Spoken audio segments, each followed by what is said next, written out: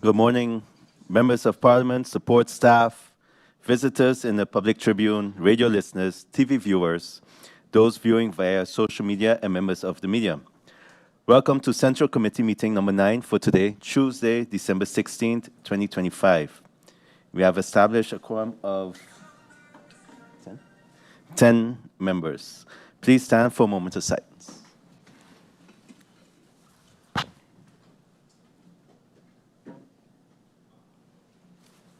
Thank you. I have not received any notice of absence. I have received a notice of lateness from MP Westcott Williams. Are there any other notifications?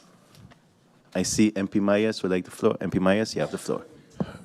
Good morning, Mr. Chairman, and to my colleagues here in Parliament. Good morning to you, to those of you listening online, and to those of you in the Tribune. A pleasant good morning and happy holidays. I would like to extend my condolences to the Samuel family for the passing of Alex Samuel, affectionately known as Duke. And he's the brother of former Minister and Member of Parliament Rudolph Samuel, and also one of my candidates on the SAM, Delano Samuel. He's the uncle of Delano Samuel. I would like to extend my condolences to the family, to the people of Sucker Garden, and in particular to the Keys area where Duke grew up as a little boy. So I pray that God grant them the strength and the comfort during this difficult time, and may his soul rest in eternal peace. Thank you, MP Myers. I see MP La Cruz would like the floor. MP La Cruz, you have the floor. A blessed morning, Mr. Chairman, Griffier, my fellow colleagues here in Parliament, those in the Tribune, those listening on social media, and a special good morning to my leader, MP Otley, and the milestone that is about to take place today. The United People's Party has always stood firm behind all who were born here, belong here, and today we will start deliberations on making sure that those feel comfortable here on Sint Maarten, as we have always been a party and a people of inclusion. Today, the proof is in the pudding, and those who are here, you will understand that those are the same ones that will come to you when you're 18, 19 years asking you for your vote. So pay attention to them today. Thank you, Mr. Chairman. Thank you, MP La Cruz. I see MP Duran would like the floor. MP Duran, you have the floor. Thank you, Mr. Chairman. Thank you, Mr. Chairman. Good morning to you, my colleagues, the people of Sint Maarten, and everyone listening to the sound of my voice. I would also like to wish much strength and condolences to the family of Mr. Alex Samuel, who was also a friend, to my former colleague and party mate, MP Rudolph Samuel, Minister Rudolph Samuel, and his entire family circle during this difficult time, and the community of Sucker Garden on a whole. I mean, we've been struck with a lot of grief these last couple of months, and I would just like to wish my community much strength during these difficult times, especially as we go into the holiday season. Also, Mr. Chairman, I would like to give a notice of lateness for my colleague, MP Irian, who's on his way. Thank you very much for the opportunity. Thank you, MP Duran. I see MP Lewis would like the floor. MP Lewis, you have the floor. Good morning, Chairman Griffier. Good morning to the honorable members of Parliament. Good morning to the people of Sint Maarten. It's been a minute, as some of us were not here, but just to notify the public of Sint Maarten, we have always been here in tune with what is happening in government, where we can barely see anything happening. And as we are coming to a close, I'm wishing everybody happy holidays, and I hope that the government of Sint Maarten try to do their best as the new year is approaching and start executing on behalf of the people of this country. Thank you. Thank you, MP Lewis. I see no other need for notifications. On behalf of the Parliament of Sint Maarten, I also would like to extend sincere condolences to the Samuel family, and actually to all persons who are dealing with a loss or grief at this time. So much strength and much condolences to you. The agenda point for this Central Committee meeting is the Initiative National Ordinance amending the National Ordinance on Admission and Expulsion from Sint Maarten, AB 2013, GT number 498, Parliamentary Year 2023-2024, 176. We go over to the agenda point. One of the most basic rights of members of Parliament is the right of initiative. According to Article 85 of the Constitution, a member of Parliament has the right to submit a draft initiative national ordinance to Parliament for handling and approval. Today we have one agenda point before us. This agenda point will be dealing with a draft initiative national ordinance. On August 2nd, 2024, the Parliament of Sint Maarten received the draft initiative national ordinance amending the National Ordinance on Admission and Expulsion from Sint Maarten in connection with the expansion of the category of persons eligible for admission by operational of law. This draft initiative national ordinance was submitted by Member of Parliament, Mr. Omar E.C. Otley, as prescribed by Article 69, Paragraph 3 and 85, Paragraph 3 of the Constitution. The draft was sent to the Council of Advice for advice. On October 15, 2024, Parliament received the advice from the Council of Advice. Based on the advice from the Council of Advice, the initiative taker also sent that initiative draft to the Socio-Economic Council for advice. The next step in the process was a reaction to these advice. On September 25, 2025, MP Otley submitted the reaction to the advice, and on that same date, he submitted an amended draft. This document is registered on the IS 107/2025-2026. MP Otley, as the initiative taker of this law, will be the one defending it today. For good order's sake, the following. The Central Committee meeting will follow the same procedures as any other Central Committee meeting, with the exception that instead of a minister, MP Otley, the initiative taker, will be interacting with the other members of Parliament and answering their questions. All members of Parliament have received all necessary documentation pertaining to this agenda point. I will now give the floor to MP Otley first to give some introductory remarks or presentation. MP Otley, you have the floor.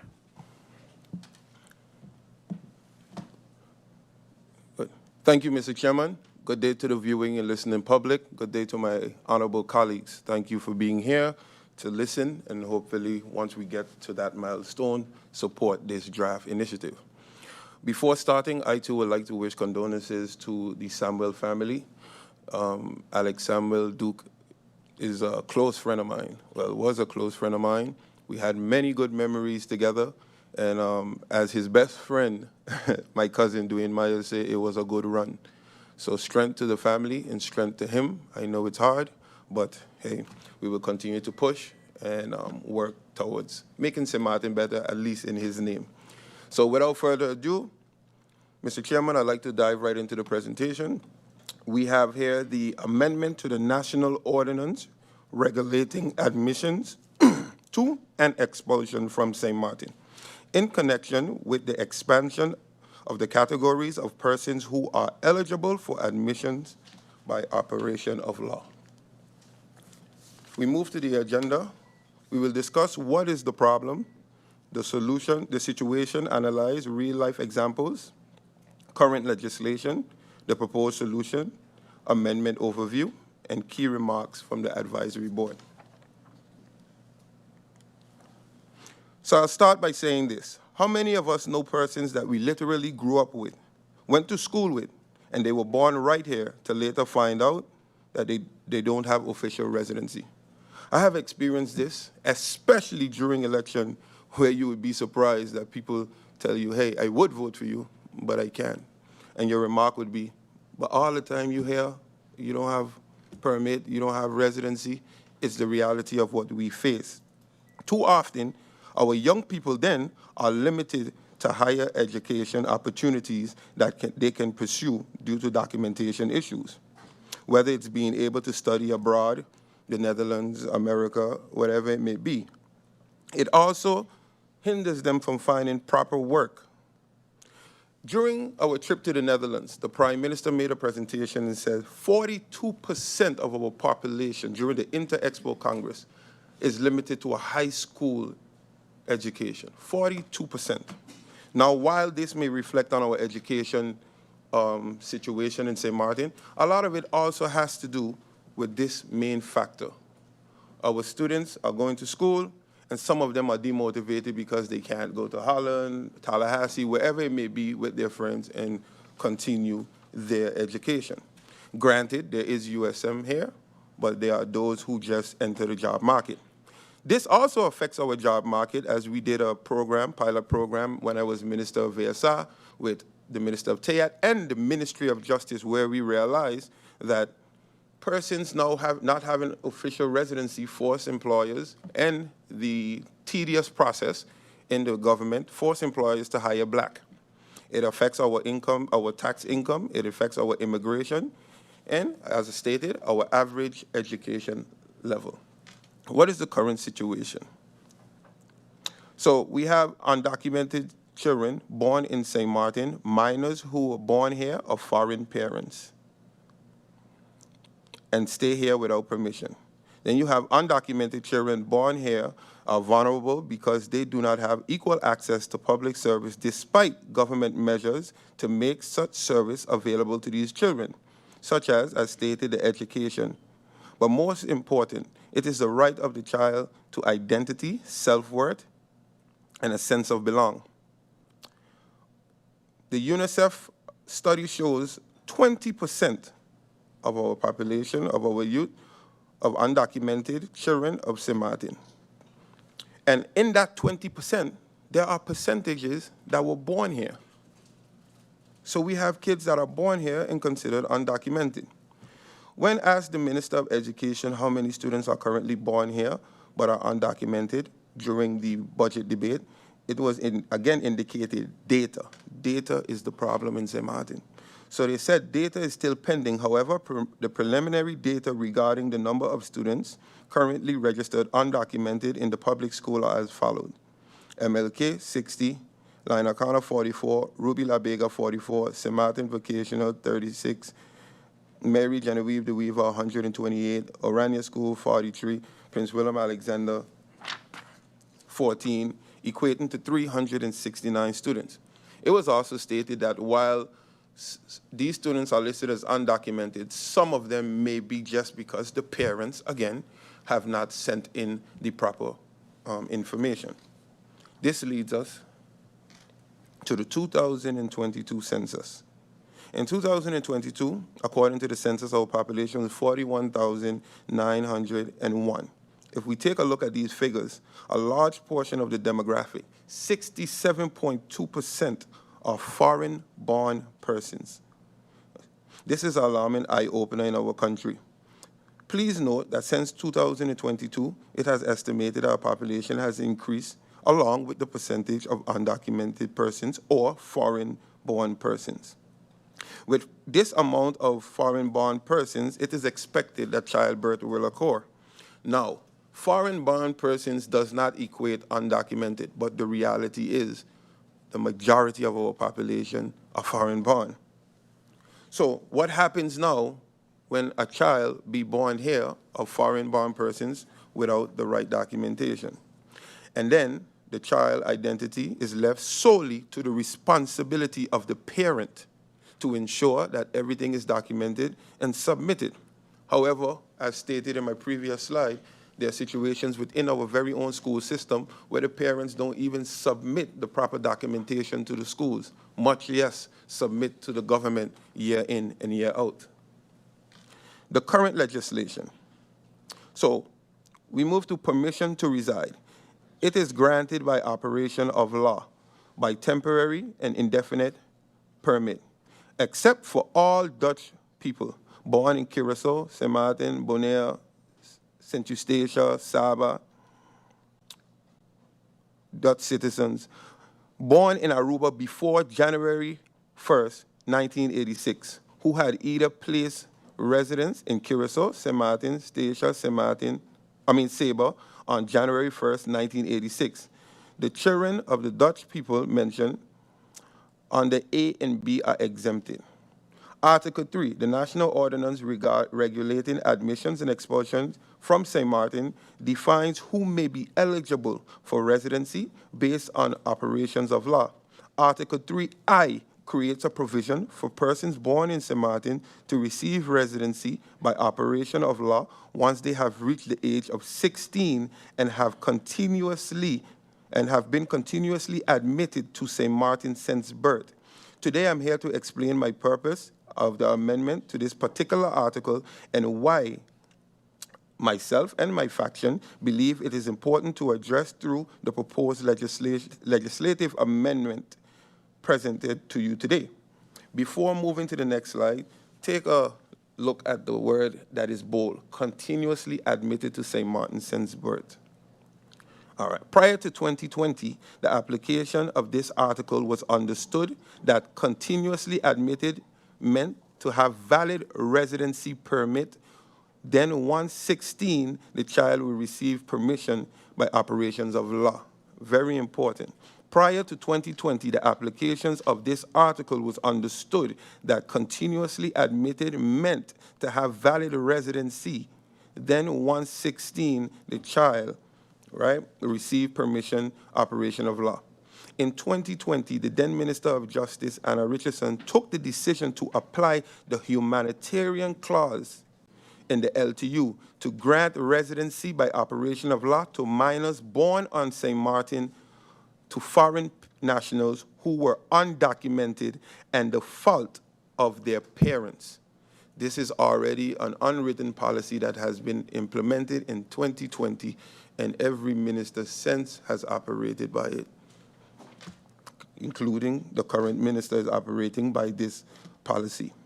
So, where was I? Operation by law to minors born in St. Maarten to foreign nationals who are undocumented to the fault of the parent. In order to provide these young adults with some formal documentation, identity, sense of belonging, and self-worth. This unwritten policy has been applied in all incoming governments. Today is our official attempt to make this unwritten policy law and ensure that the rights of our children born here are protected while applying the required conditions to protect our country. Based on our current legislation, children born in St. Maarten of non-Dutch parents must apply for a temporary or indefinite permit for the child. However, if an undocumented foreign national who resides in St. Maarten has a child born here, the child can remain undocumented.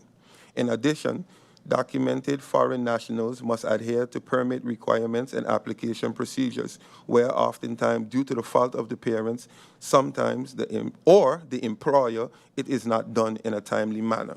This is factual. This was proven again during our task force, where the Minister of VSI, Minister of TEAT, and Minister of Justice realized that many undocumented persons were not properly registered and up to date due to whether the fault of the parent or indeed the employer. Undocumented young people have a disadvantaged situation, and an adverse effect will be noticeable for the rest of their lives, once not rectified, of course. The proposed amendment strengthens the position of the child with regard to obtaining legally valid resident status and contributes towards improving socio-economic positions of undocumented children born in St. Maarten. The underlying goal is to ensure that the legal social advantage position for undocumented children born in St. Maarten is provided. I'd like to present to you some real-life examples. Meet Jean. Jean was born in St. Maarten. Parents, Jamaican nationality, and have worked on St. Maarten for 15 years. Employer have repeatedly missed years in work permit process, resulting in residency gaps and moments of being undocumented. Parents never arranged for John, Jean, however you may look at the name, for Jamaican passport. Child has no affinity to Jamaica and sings "Oh Sweet St. Maarten Land" with pride. Jean is now 16 and at this age still undocumented. However, though he's 16, born in St. Maarten, because of those situations right there, the previous law don't allow, because it says consecutively. Due to the humanitarian basis applied, the minister then would take this situation into consideration. However, it is left up to the discretion of the minister. Meet Amber, and these are real-life situations. Some people just ask me not to use their name. Amber is 18 years old, born in Sint Maarten, mother and father Haitian, went to school in Sint Maarten since birth, has gaps in her residency, which is tied to her mother up until 18 years old. Only has 2 consecutive valid permits. Parents never applied for her Haitian rights. She is now in the process of being naturalized to get passport to be able to join her friends who are graduating and moving to the Netherlands. Unfortunately, due to lack of legal attendance of 5 consecutive years, Amber is advised to wait 3 additional years to start the naturalization process to becoming the process to apply for the passport. This is also John. John is 9 years old, born in St. Maarten. Parents are from St. Lucia and work in St. Maarten, 15 years undocumented. It is St. Maarten Day in school. John is also being teased by his classmate for not being from St. Maarten legally. This is one that some may know, a dear friend of mine. At 15 years old, Shamar Bertram, he represents St. Maarten. He fights for St. Maarten, and he not only had opportunities from trainers who trained Muhammad Ali, and also once Floyd Mayweather visited St. Maarten during a good conversation with him and the coach, was invited to his training camp in Las Vegas, was unable to go. Now here he's behind a St. Maarten flag. It wasn't until I called him Bounce, but Shamar went through many different issues. He then had no choice. His parents went and applied for a Jamaican passport. And because then he got this Jamaican passport, he was then able to travel to Guyana to represent St. Maarten on a Jamaican passport. The solution, proposed solution then, grant automatic admissions by operation of law for all children born in St. Maarten once their parents have been contributing to their tax obligation for 10 consecutive years or more, which offers a sustainable right in protecting the child and a friendly solution to improve the legal position. The reality is I gave examples where parents are working, contributing to the tax system. However, these kids are born and parents are here for 15, 20, 30 years. There are a lot of us in here who have, whether foreign mechanics, hairdressers, however it may be, and know them for many years, and those are the persons that we trust. We do not want to open the floodgates where you think you can come here 7 months, 8 months, 6 months pregnant to make a child. So we are putting obligations in place. And for me, if you have been here more than 10 years contributing to our tax system, legally, no trouble, you are here to stay. In addition to changing the age limit from 16 to 10 years, improved development stability prevents future exclusion from the possibility of further study abroad. Why? If a person receives their residency, you have your chance to receive your, of course, St. Maarten can only offer our residency, not our citizenship, to get your passport. After 5 consecutive years, you'll be eligible. What happens is we realize that after 16, 5 years later, you're 21. Most graduating ages are between 16, 17, 18. However, one of the reasons for moving this to 10, as you will see in the next slide, is to remain uniform with Aruba.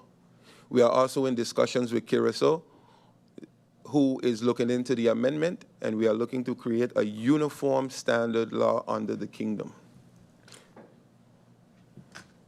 So here we have the original.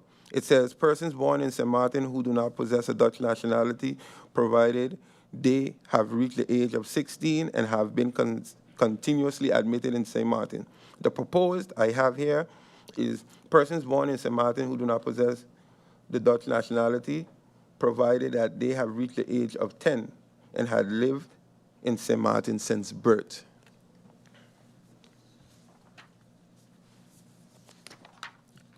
This article lowers the age limit of the right of admissions to residence by operation of law, an undocumented child.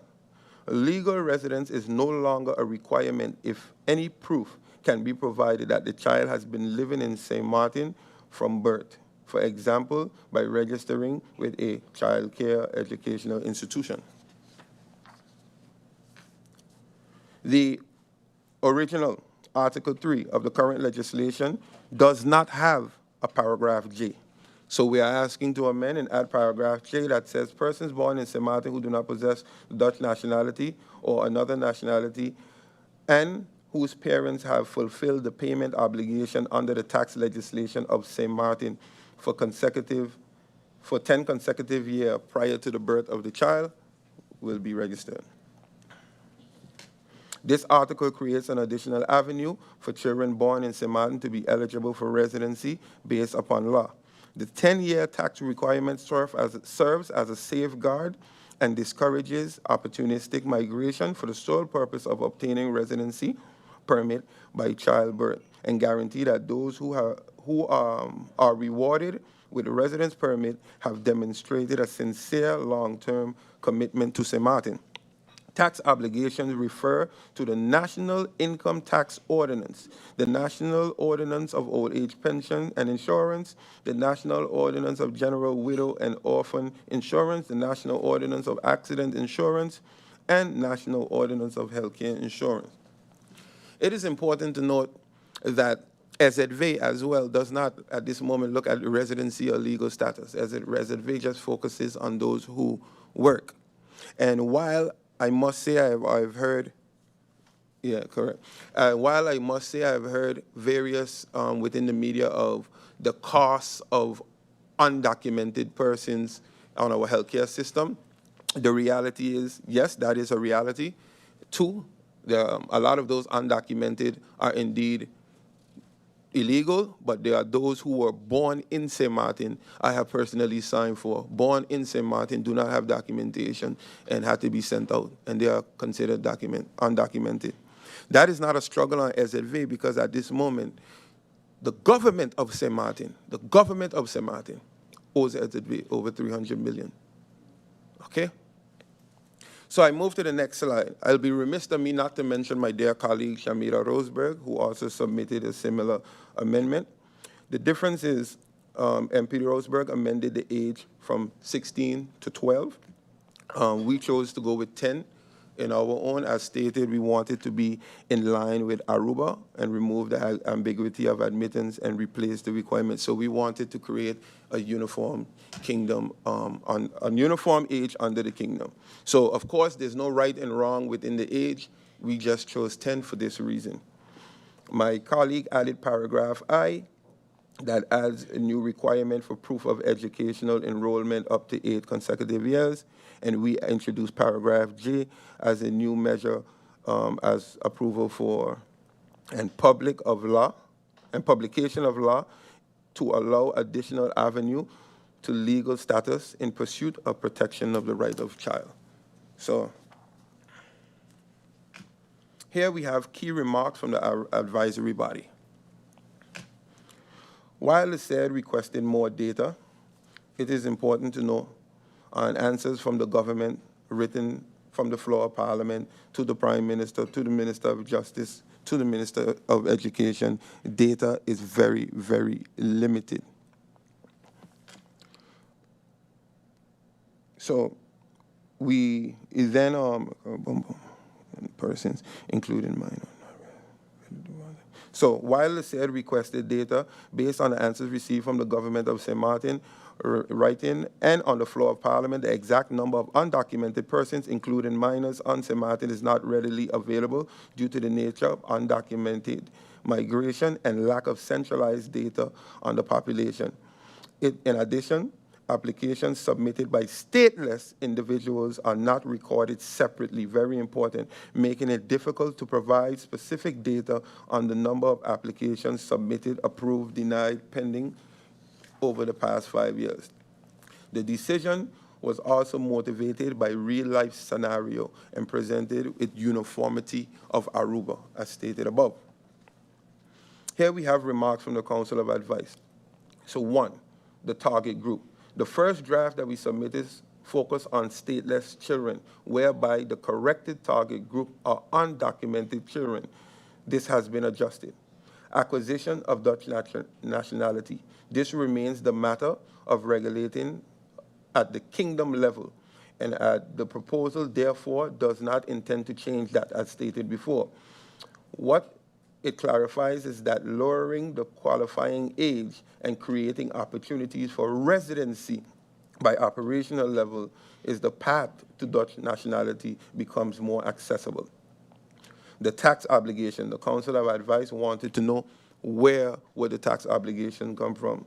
So they requested further elaboration, and this has been explained to refer that the tax ordinance, the general old age pension, general widow and orphan pension, accident and insurance and health care.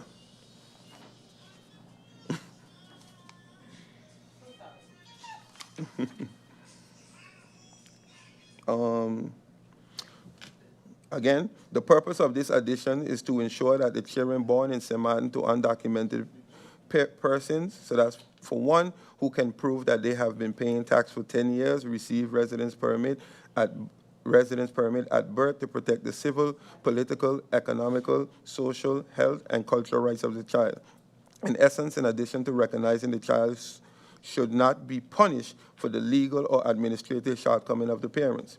Children who are born in Sint Maarten, grew up here, and have integrated into society deserve the right to belong to a legal status, access to education, healthcare, and opportunities, just like any other child.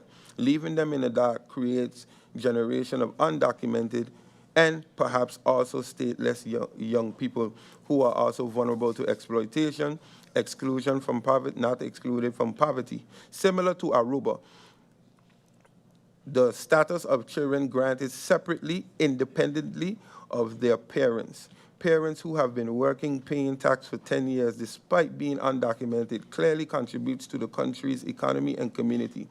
This addition acknowledges their actual presence, investment in our country.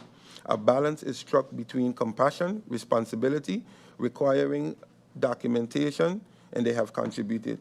Currently, many children of undocumented immigrants fall by the wayside. They are born here, and there are those who are born to be here. Mr. Chairman, through you, I look at the members on the floor of Parliament, and I say this. Out of all of us in here, I look at Parliament, and there's probably 3, maximum 4 of us in here that were born on Sint Maarten. So 1, 2, so raise your hand. But this is the reality of it. The reality is that most of, whether it's Aruba, Curacao, Bonaire, wherever you want to call it, right? We are under the kingdom. Most of our parents, grandparents are not from here. The opportunity is created. Now here it is, we have persons who are born in St. Maarten, reach the age, and cannot even represent their country on the floor of Parliament due to undocumentation or issues within our system. It is time that we protect those who are born here and ensure that we also protect our country and not open the floodgates. What is important to note that based on kingdom law regulating Dutch nationality, to be eligible for a Dutch passport, an alien born on St. Maarten must be 18 years of age, have a minimum of 5 consecutive years of residency in St. Maarten, and have completed the naturalization test. It is not until the age of 16 that their right to residency may be operational of law takes effect. For the law-abiding aliens born in St. Maarten, the path to naturalization would require no gaps in residency from the age of 13 to 18. While the legislative amendment does not affect and cannot affect kingdom law governing Dutchland, it does aid to the target group of undocumented kids, again, born in St. Maarten, who have strong affinity to our island. In addition, the Netherlands has recently started the discussion of increasing from 5-year requirement to 10 years. Therefore, by reducing the age reducing the age and allowing contribution of parents helps the trajectory to Dutch nationality. Mr. Chairman, that is it. I thank you. I thank the members of Parliament that showed up. I hope I was clear, and I look forward to any questions by the members of Parliament. Thank you. Thank you, MP Utley. I now look over to the floor to see if any member of parliament has any questions. I see MP Lewis would like the floor. MP Lewis, you have the floor. Good morning again to my colleagues, those in the Tribune. Good morning again to the people of Sint Maarten. This is a very great initiative law. My party leader, MP Christophe Emmanuel, did present such of a law at the end, basically, of my tenure. Where it fell out in government, I really do not know. However, it is very important. Some of us in here, yes, were born on the Dutch part of Sint Maarten to a Dutch-born Sint Maartener, but I too could have fell into that same situation if my dad, who's a naturalized Dutchman, born on the island of Nevis, if he did not had his Dutch passport, I would have not born Dutch and would have gone through the same process of getting papers, etc. So happily, I did not go through that process, but I'm the first Dutch-born Antillean in my family, as my mother's from the French side, and as I just mentioned, my dad is from Nevis. However, the situation continues because I also deal with a lot of immigration matters and had to deal with it moreover. When you see a lot of kids, like the MP mentioned, that were born here, I've went to school with individuals today that are 38, 39 years old, never had legal residency on the island because of a loophole, or we fail as a country, we fail the individuals, because no child that born here, or even those that were migrated here, like you say, born to be here, migrated here as well as an infant or as an 8-year-old, 10-year-old, they didn't choose to migrate to Sint Maarten. So I think we also have to look deeper into it as well, even though we are talking from the ages of 10, but the humanitarian law indeed needs to be changed greatly, because again, we are also losing money. We are also losing revenue when it comes to the immigration part. We see the tax office does not look at it when individuals undocumented are filing their taxes. So the finance department is collecting off of these illegal immigrants. Also, you mentioned SZV also insure these individuals because their employers are paying their fair share for the individuals. So why not? This law can be ratified or amended, or an initiative can be included for inclusion of all the individuals that were born here, and also those that were born to be here. Because we are mentioning those, yes, MP, I understood, that were born here, but again, there are individuals that migrated here again. And if that is not in that initiative law, I think that needs to be changed if it's not there, for also those who migrated here. Also for those who are living here for X amount of years and paying their fair share of taxes, we need to acknowledge that. I always say the individuals that are here working illegal, and every month you see them at Western Union, MoneyGram, and those things, sending out the money. The money is not circulating here in my country. I have a problem with that. But those that are doing their fair share of contribution, I think we should acknowledge it and grant them residency in order for us to also fill our coffers. If we're saying we are a country that want to go into the direction of independence, we have to seek all avenues of generating income, and this is also a generating measure of making money in this country. That will be all. I have no questions. Great initiative, MP. Thank you. Thank you, Mr. Chairman. Thank you, MP Lewis. I see MP De Wever would like the floor. MP De Wever, you have the floor. Thank you, Mr. Chairman. Good morning, MP Utley, and to my colleagues, those in the Tribune, everyone listening, tune in to this. MP Utley, thank you for this. Let me start off, first off, by stating that before I even came into government, I had to deal with a lot of children that were undocumented. And I will be very specific. Everyone knew that when Miss Debbie had her ICANN Foundation in Dutch Quarter, Miss Debbie was the one that was actually on top of the paperwork of the orphans because they didn't have parents. Whether they had a parent here, for some reason, they were in an orphanage. So I refer to them as orphans. And what happened subsequently after Miss Debbie left is you had some persons that either aged out without their documents being transferred, or you had persons that didn't have anybody until they went on somewhere else to keep their paperwork going. And what happened in one scenario was one person who always had his papers up to date, but then became an adult after she passed away and then was left sort of idle, left with nothing, left without, how do you say it, legitimate or up-to-date paperwork. So that was when we had to go through the means of humanitarian, because this person had been on Sint Maarten his entire life, not of parents of the island, but existing legally through an orphanage.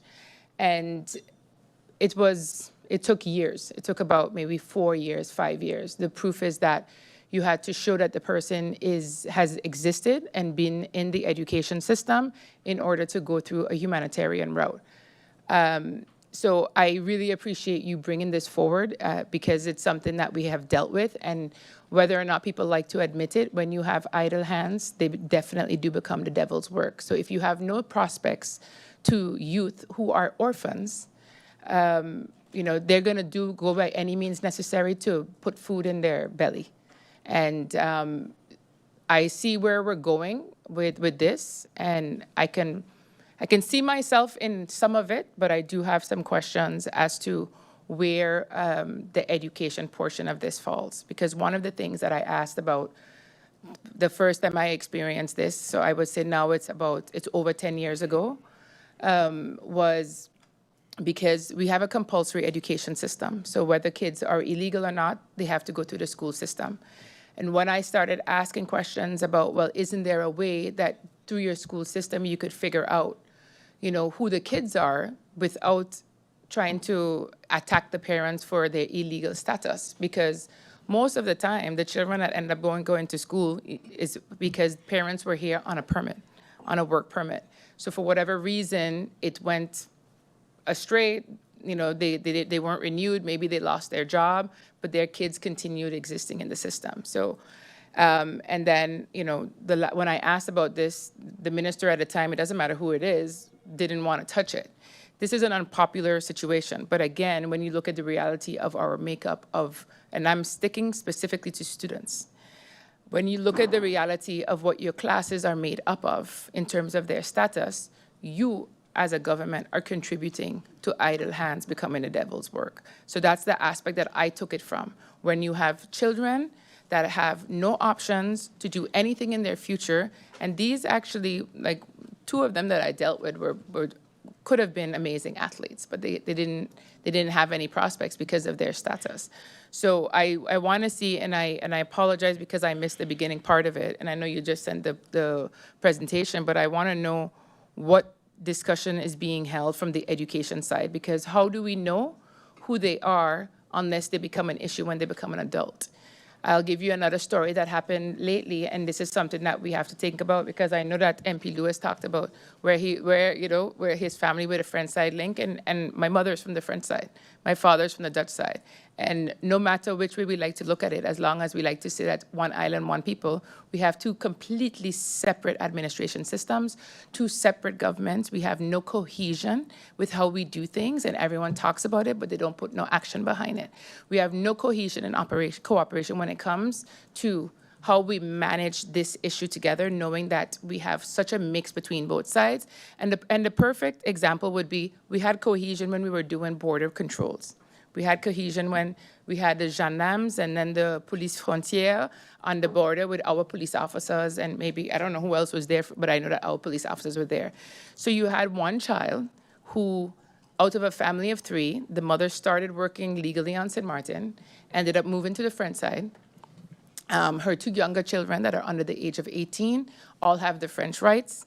Her son went through the Dutch system and then went over to the French side, didn't continue, was stopped at the border. Her son, who had been here his entire life, was deported about a month and a half ago to Jamaica. So in those situations, we have a lot of those. We have a lot of those. And, the hard part is we're trying to protect our people, but here we are talking about foreigners. But the thing is that when you're dealing with a child, and this is a 21-year-old, which could have been the same thing that happened with Miss Debbie with her ICANN Foundation, with the children that were about to turn 18 after she died, that were lost. So I need to understand, the position of everyone, the fact that other ministries are being involved in this, because it starts for me when you have irresponsible parents that don't keep their children paperwork up to date. That's one situation.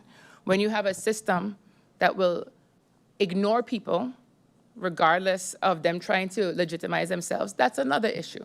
So we have to deal with the reality of what we're also dealing with here, because when I even go do, let's say a simple thing, a lot of people don't know that we have a consulate here from the Dominican Republic, a lot of them.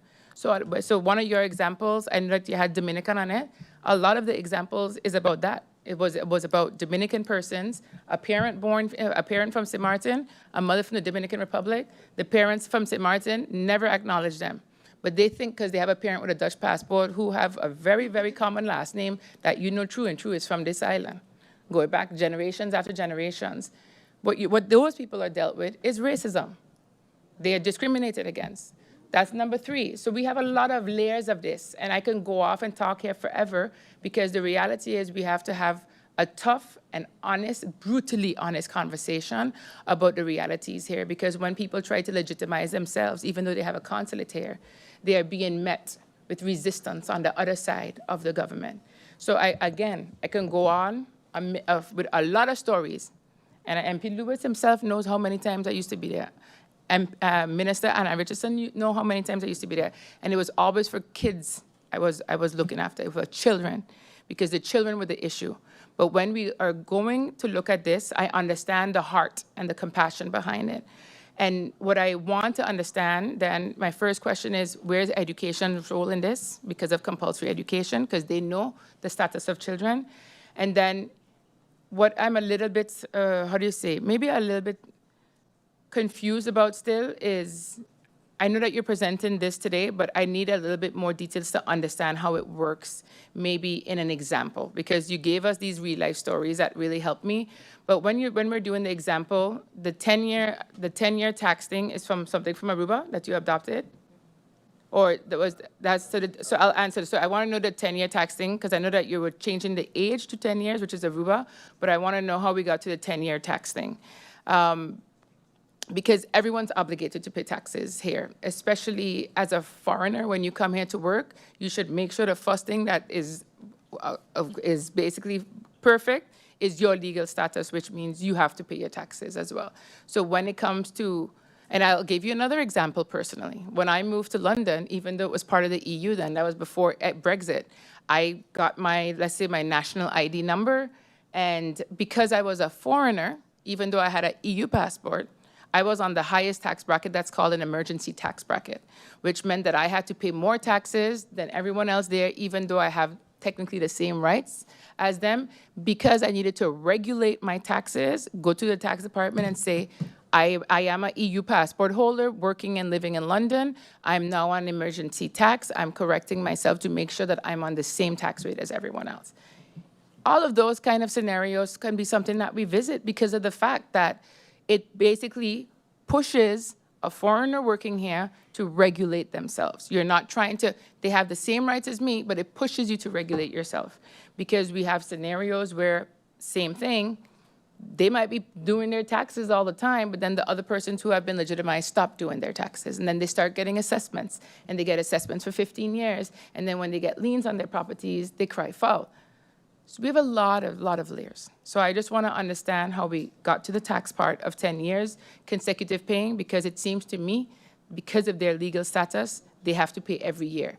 So I wonder, like, the reasoning behind that. And I'll keep it there for now. Otherwise, you'll have me going off the whole day on passion of this. Thanks a lot. Thank you, MP De Wever. I now look to the floor. I don't see any need at this time. Oh, I see MP La Vega. MP La Vega, you have the floor. Thank you. Thank you, Mr. Chair. It's on? It's on. It's on, okay. Thank you, Mr. Chair. Good morning to all. Good morning to MP Utley. Thank you for the presentation, something that's very well needed. A personal example, I've been trying to help a young lady with the same situation for over a year and a half, and she just called me 2 days ago, almost basically in tears, saying she finally got through, etc. She was born here, went to school, graduate academy, top of the class, etc. So now she's able to, continue her studies and things like that. So I know the sentiment. I have a question in regards to the 10 consecutive years with the tax. Now, the issue is the lack of accountability on the parents to begin with. So now when you have this 10 years, it still comes down to the parents doing what they have to do for the child to now get where they have to go. So now if they do 8 years, if they do 9 years, what would happen? Are they going to have to start back, or they're going, so that's my concern there. So 10 years is a long time, and not that it isn't valid, but the responsibility still falls on the parents to do what they have to do to ensure that the child is able to get the citizenship. So that's my only concern. Thank you, MP Labega. I see MP Peterson would like the floor. MP Peterson, you have the floor. Hey, thank you, Mr. Chairman. Hey, good morning to yourself, to the griffier, to my honorable colleagues, and to everybody else tuned in. Mr. Chairman, like my colleague, MP De Weaver, stated, this is something very important as it involves the kids. I myself have the privilege of working with, one of the kids, now adults, who finds himself in a very similar situation. But then I also, when you look at issues that involve kids, it gets very tricky, because in some instances, the law that is there to protect the kids, it also kind of works in the opposite direction, especially when it comes to a small island like Sint Maarten. So when it comes to situations like this, I like to refer back to what the advisory bodies say, and then I look at the Council of Advice, and I look at the SED as well. And when you look at this whole situation, I just have a couple of questions, because I do believe that the intent is well, but the SER and the Council of Advice also put a lot of emphasis on the fact that a lot of information needs to be gathered. A lot of data needs to be gathered. The effectiveness of it needs to also, I would say, if I can translate what the SER says, they kind of basically say that the effectiveness needs to be proven. So lowering the age, how does that actually affect Sint Maarten? And that's a social economic aspect as well. And I think that the SER kind of gave the MP the opportunity to go and gather the data and come back, and I would like to see the results of that as well, because I do want the SER's actual advice. The SER gave recommendations as to how to prepare the law in this trajectory, but I also want their actual advice on the law itself, and that only can come if all of the information is provided and it's done in the right way. And I think that that also has to do with government getting involved. And then it comes to my basically next question. The sentiment of the Ministry of Justice is what I'm trying to figure out. How do they feel about it, and not the opinion on the law per se, because I don't think anybody can have a personal opinion against the intent of this proposed amendment. But when it comes down to the feasibility of it, and then I'm looking at the numbers, I'm looking at the numbers of the illegals, I'm looking at the numbers when it comes to the taxes. So basically, I would want to know from the ministries, and maybe also the Ministry of ASR, given the MP's former post. So those two sentiments for me is what I would like to see before we, push this law into the trajectory of, bringing it to a public meeting and then for it to get stuck there.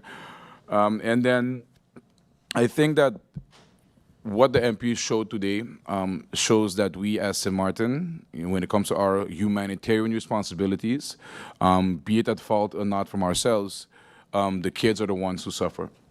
And, like MP De Weaver said, we need to do this, but we need to do this right. So let's do it for the kids. And, yeah, I'll await that information, then we can continue with this process. Thank you, Mr. Chairman. Thank you, MP Peterson. I see MP Myers would like the floor. MP Myers, you have the floor. Thank you. Thank you so much, Mr. Chairman, and good morning once again to my colleagues. Honorable Member of Parliament and leader of the UP party, MP Omar Atlee, congratulations. I think it's an excellent initiative. It's what we are elected to do, to see a problem and try your best to solve the problem. And we could all, for many years, we've all, we've spoke about the problem, but the initiative to start to do and get it in place that future generations to come, it will be better, it will make things better for them. And I say this because every country's most important resource is their human resource. And we can only imagine because of a system, and I'm going to have to be brutally honest, because of a colonial system that we find ourselves in. We have persons, imagine the brain drain that Sint Maarten suffered over the last 20, 30 years because of a lot of these students that were not able to get higher education. I know of some cases where some of these students were valedictorians and then was not able to go on and get higher education. We have compulsory education on one end where a child must be educated, but then once, it stops. So imagine the doctors and the lawyers and the technicians that could have come back now and contributed to our society, and that was not able to happen because of a technicality in the law. So based on that, I tip my hat to you and commend you for the initiative. It begs, and then we go back to the system, because you mentioned a lot of us in here, you said I believe it's 3 or 4 that was actually born in Sint Maarten. Others were born, I was born in Statia, for example, as my dad was chief of police, and the family was relocated because it was the police force of the Netherlands Antilles. And the family was relocated, so I was born, I happened to be born the last of my mother's and father's children, but the only one born out of Sint Maarten. But my dad was from the French side, and my mother's family from the Dutch side. So again, that's a situation, but all Dutch and then all French, but there is no Sint Maartenness.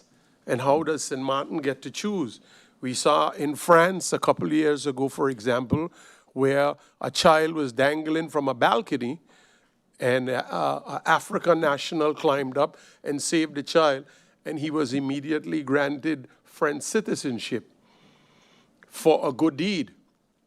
So the good deeds that these students do, the good grades that they get, staying out of trouble, they're not rewarded for those efforts because it's not ours to give. Are we Dutch citizenship? Are we Dutch citizens, or are we Dutch subjects?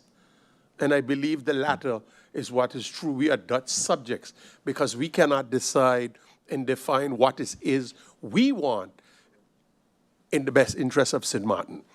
And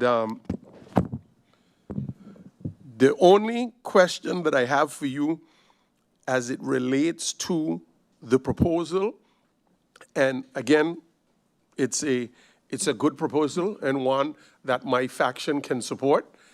The only question that I have that I think is missing from your proposal is what happens now, because you mentioned a couple cases and you use different names. You use Amber. Amber was one that I remember, and Jean is one that I remember, and of course the young man who's your friend. What's his name again?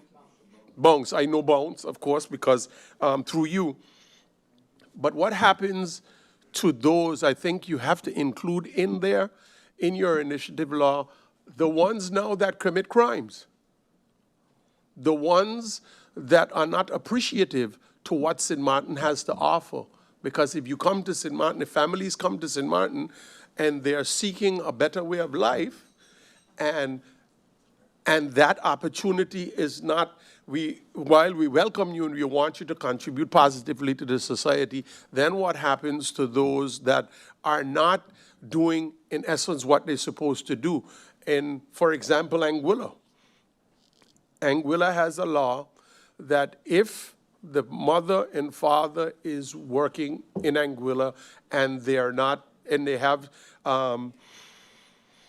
a work permit or resident permit to work, and even if they have some sort of permanent residence and their children are involved in criminal acts, their documents will not be renewed. The parents' documentation will not be renewed. And I think this is also, while you want to help those that can contribute, we should be able to make it clear what it is we want for Sint Maarten. And those are my comments for today. Thank you for your initiative law, MP Otley. Thank you, MP Myers. I see we have other members who would like the floor, but before we continue, I just would like to briefly adjourn for 1 minute, so that way we can switch the chairmanship. Thank you. Meeting adjourned for 1 minute.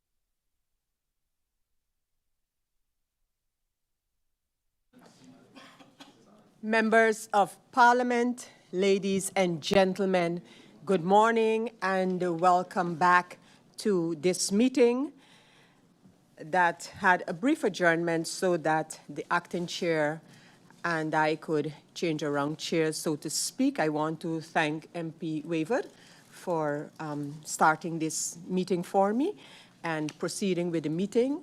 Thank you, MP Waver. I want to say a special good morning to MP Otley as he's sitting on the other side this morning and defending an initiative draft law.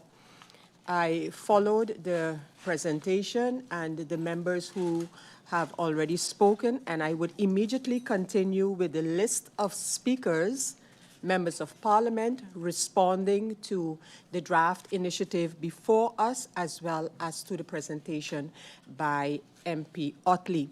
So with that, I now give the floor to MP Roseburg. MP Roseburg, you have the floor.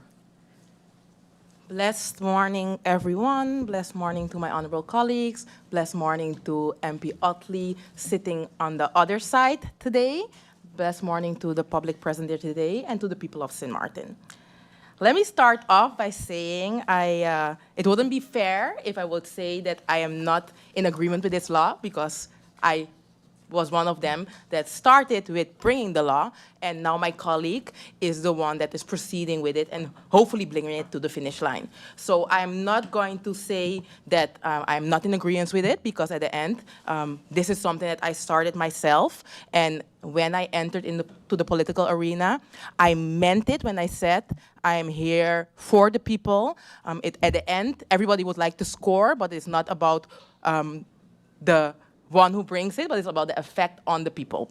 That being said, I do want to be critical in regards to this matter, because several colleagues brought forward several pointers, and I myself, and he's smiling on the other side because he knows what I'm going to bring forward most probably, is there was a agreement between us, seeing that we said we would like to bring politics to a different level, that we would sit down and discuss how are we going to bring this forward and across party lines, because we have great minds and great minds think alike, I believe. So the pointers that were brought forward by my colleagues in regards to, for example, what if parents do not pay taxes? It's an obligation. I think my colleague MP De Wever brought it forward in regards to paying taxes.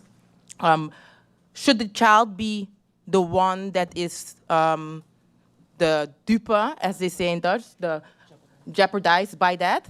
Because you can say, indeed, the law states you need to pay taxes. So why am I asking that question is because when you look at, for example, the two draft laws, the angle that myself, for example, took it from is the educational aspect. And my first question to my dear colleague is, was it, for example, looked into to, instead of tying it to the parents, to tie it to the part of the educational aspect where the child will not be jeopardized in the sense of the educational part, because once the child enjoys education for the period of time, it can be 10 years, it can be the 8 years that's obligated by law, if I'm not mistaken. If you look at the educational system, was that looked into, and why, for example, was that route not chosen? And it was tied into the taxes part, especially seeing that it can have consequences and the child can still be jeopardized in that sense. If we look further at the Council of Advice, where the Council of Advice brought forward that there were two amendments of two legislations, and I feel flattered that you brought me on the screen, but what is the reason that it wasn't looked into in how these two amendments can become one amendment in the benefit of the people of Sint Maarten? Is there a reason that it was skipped, or was my amendment included in your thought process? Just to ask that question. Also, there is a legislative process to follow in Parliament, right? When you provide a law, you bring forward that law, it goes to the Council of Advice. When you bring it to the Council of Advice, the Council of Advice brings recommendations, and once those recommendations are brought forward, depending on the topic, you can decide, okay, it will go, it has to go to the SER, or has to go in between brackets, because it's a social-economic topic. Looking at the social-economic topic, I have seen that it was brought to the SER, but as my colleague MP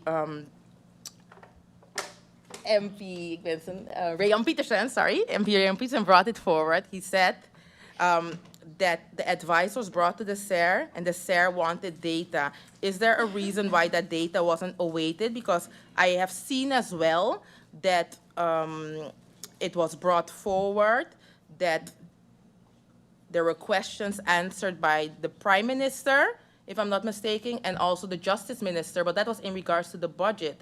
So I am all for this law, but I don't want it to be that the law is brought forward and it cannot be executed. So what was the position of the Prime Minister in regards to this legislation? And then also in regards to the part of the Minister of Justice, what was her view on the legislation? Was it feasible to execute this part? And I hope it's not being seen as the fact that I'm asking these detailed questions and it's being taken personal, but those questions need to be asked to know, okay, why was that route chosen? Is there still pending information awaiting to be received? Because if I look at the letter of the SER mentioned, if I go to the letter, just to inform the public and also the members, when I look at the letter, it was clearly stated that they cannot provide the advice at this moment because of the fact that information is missing. And then I can understand maybe it was the intention of the MP to bring forward seeing the budget questions that were provided, that those are the answers to the questions of the SER. But then I'm asking, why wasn't that then submitted to the SER so that they can provide the reaction to the SER? Has that been done, or will that be done still? Other than that, let me see what other questions I have. Let me see. Also, in the advice of the council, it was noted that the immigration department, it was mentioned, and there was no clear indication if the immigration department was consulted and if they received input, because the effect of the law for it to be executed can have an effect on immigration as well. So what was the reaction of the immigration department or the justice ministry in regards to the way it was brought forward, the 2 pointers being the part of the 10-year ground tax-wise, and also the part of lowering it to 10 years? What was the response? And is the Justice Ministry, and then specifically that department, in agreement with it? And you know what it is, Madam Chair? These questions that I'm currently asking could have been asked in the setting in debating with each other in regards to this. This is now the moment to debate in regards to this topic. But seeing that I have more background information and had the intention to create a sole and focus law for both parties to have all pointers in it, I now need to ask it on the floor because this is the opportunity that I have in regards to this legislation. So it's nothing to be bringing it forward that I'm not in agreement, because I brought it myself, so I am in agreement, but I just would like to get clarity in regards to the position of the different advisory bodies. If I continue, I think I already mentioned that, but just for clarity, in the light of the procedural concerns raised by the Council of Advice and the SER, in regards to the execution, I think I mentioned it, but just for clarification, by immigration and substantive issues regarding clarity and child-centered criteria, is it the idea to still address those pointers as mentioned by the council and the SER in regards to the points that I just brought forward, so that it will be eventually, when we approve this legislation, it will be complete, clear, and fully workable? Because I believe that is the intention, so that when this law is passed, it can be executed. Because then we'll, at the end, if that is not the case, the result will be that we pass the law and then it will not be executable, and that will be unfortunate for the kids. So that's why I'm asking those critical questions to get clarity in regards to that.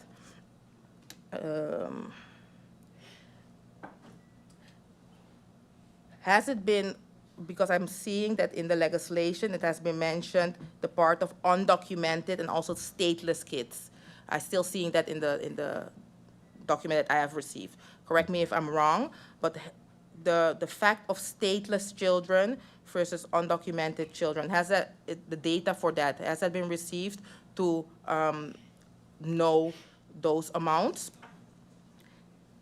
And let me see if that is it for now.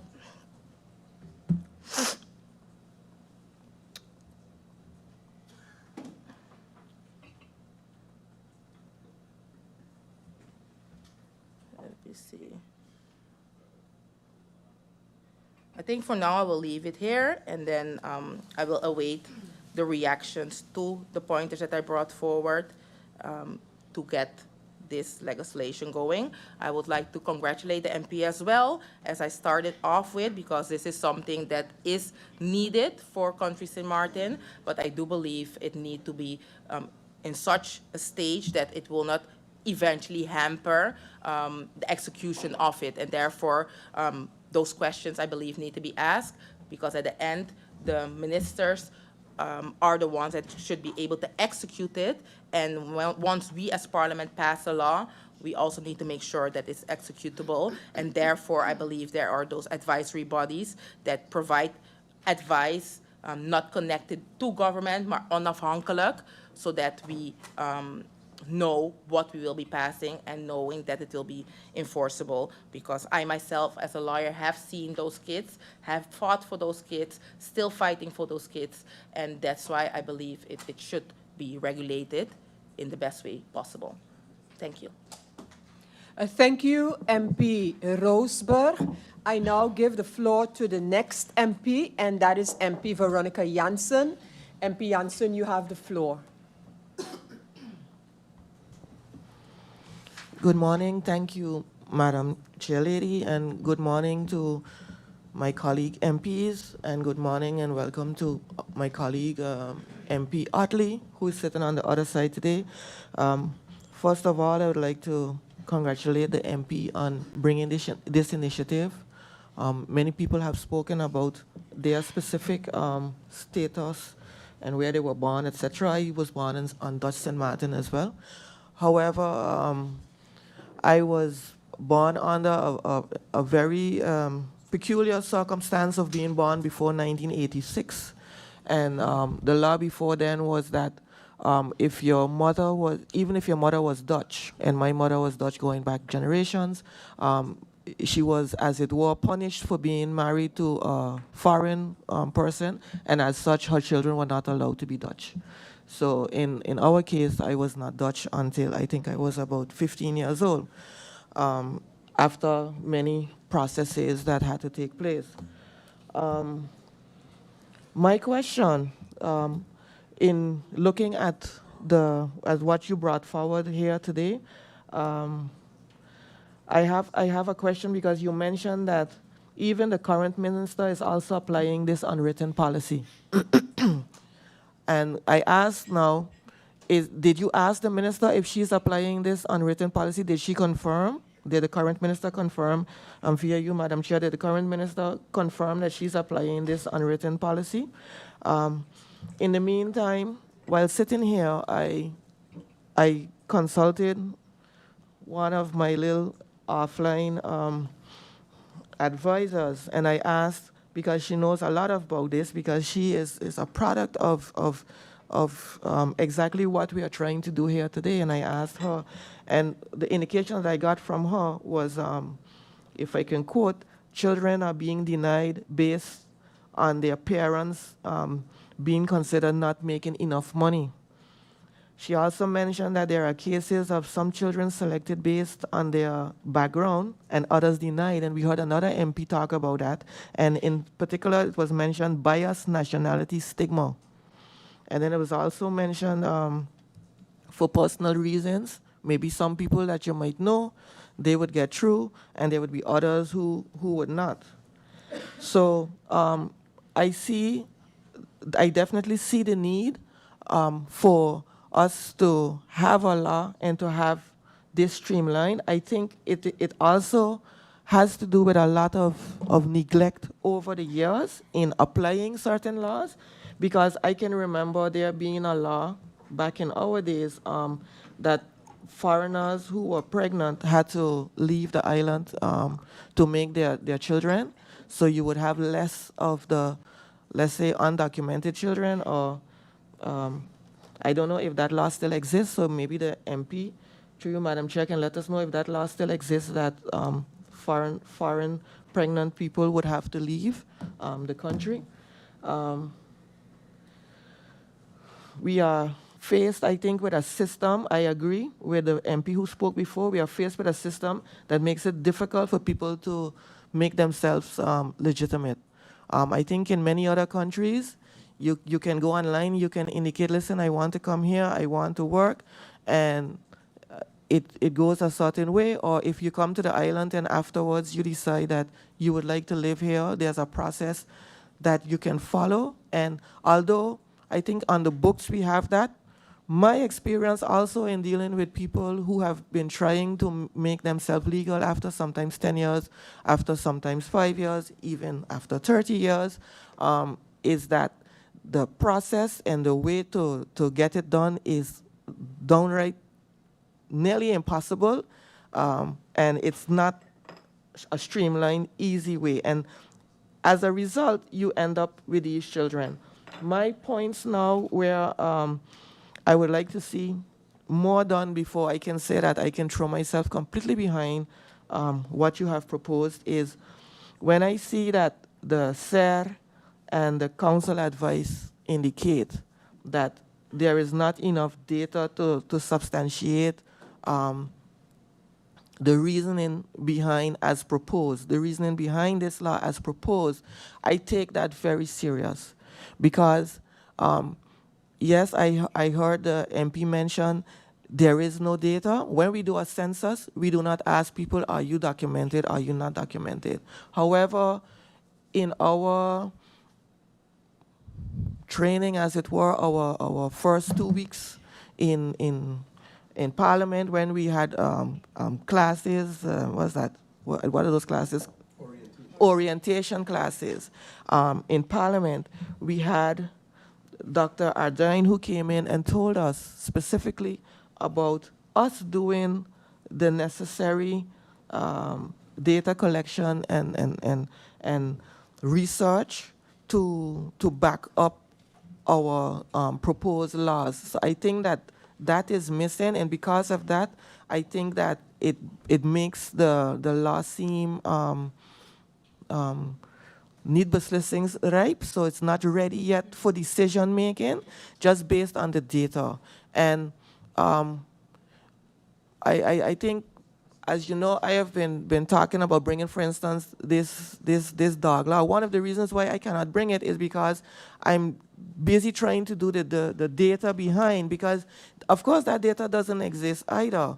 So I think that more emphasis has to be placed on securing that data. And I see that, for instance, the MP mentioned that he has looked in the schools, because the schools, when we say that a lot of data is not available, there is a lot of data available that maybe it's how we try to get it. So just like how we as MPs can hire a lawyer to help us put the legal in place, you can hire a researcher as well to help you put the data in place. So for instance, you mentioned 369 students were undocumented in schools. My question to the MP is, of these 369 students undocumented in schools, do you know how many were born here? Because the school will have that information.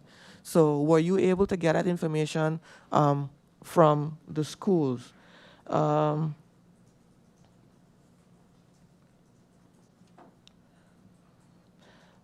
There, you also mentioned the young man who was representing St. Maarten with the flag. I mean, I've been involved in sports so long, I've seen that so much. It's sad. And in other countries, I mean, look at how many Ethiopians run for so many European countries. They do the marathons, etc., for European countries. The countries sometimes can acknowledge and give citizenship to people who excel. And as mentioned by a former MP, we do not have that option here, unfortunately.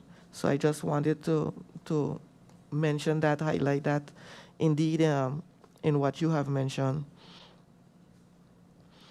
And one other concern that I have is MP before me also mentioned foreigners should be pushed to regulate themselves.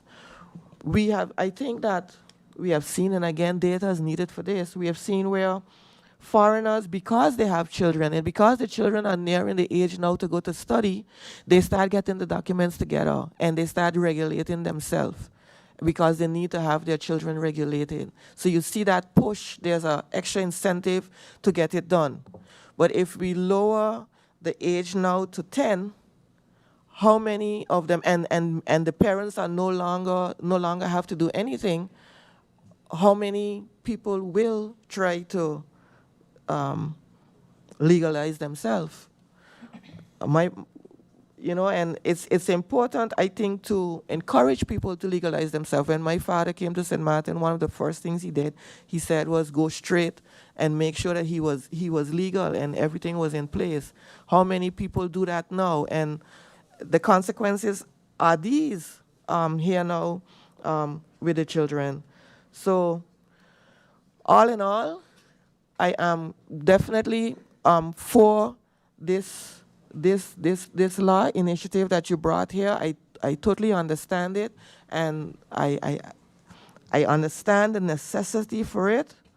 I just have questions based on the research that has been advised that we get, and I would have liked to see us answer those questions. Thank you. Thank you, MP Janssen. The next MP to speak is MP De Wever, to whom I give the floor at this time. MP De Wever, you have the floor. Thank you, Madam Chair Lady. I just forgot to put in a scenario in the questions that I had before, because I'm sure that MP Otley is familiar with the additional scenario here where the laws, I'm going to say what people experience. So I'm going to use their words, okay? Exactly. The laws keep changing. 1 minute, and this is always with one parent from Sint Maarten and one other parent from a foreign country. And what I mean by they say that the laws keep changing is that for a certain number of time, it was okay for the child to get the rights when it was their parent, their father. And then the law changed, and this, again, I'm quoting the scenarios. Then the law changed, and then they had to be done to their mother. And now I've seen this happen 3 generations back. So a grandfather was the rights of the family, and then an adult in their 20s had their passport revoked. So I'm just wondering where this law will work when it comes to these scenarios.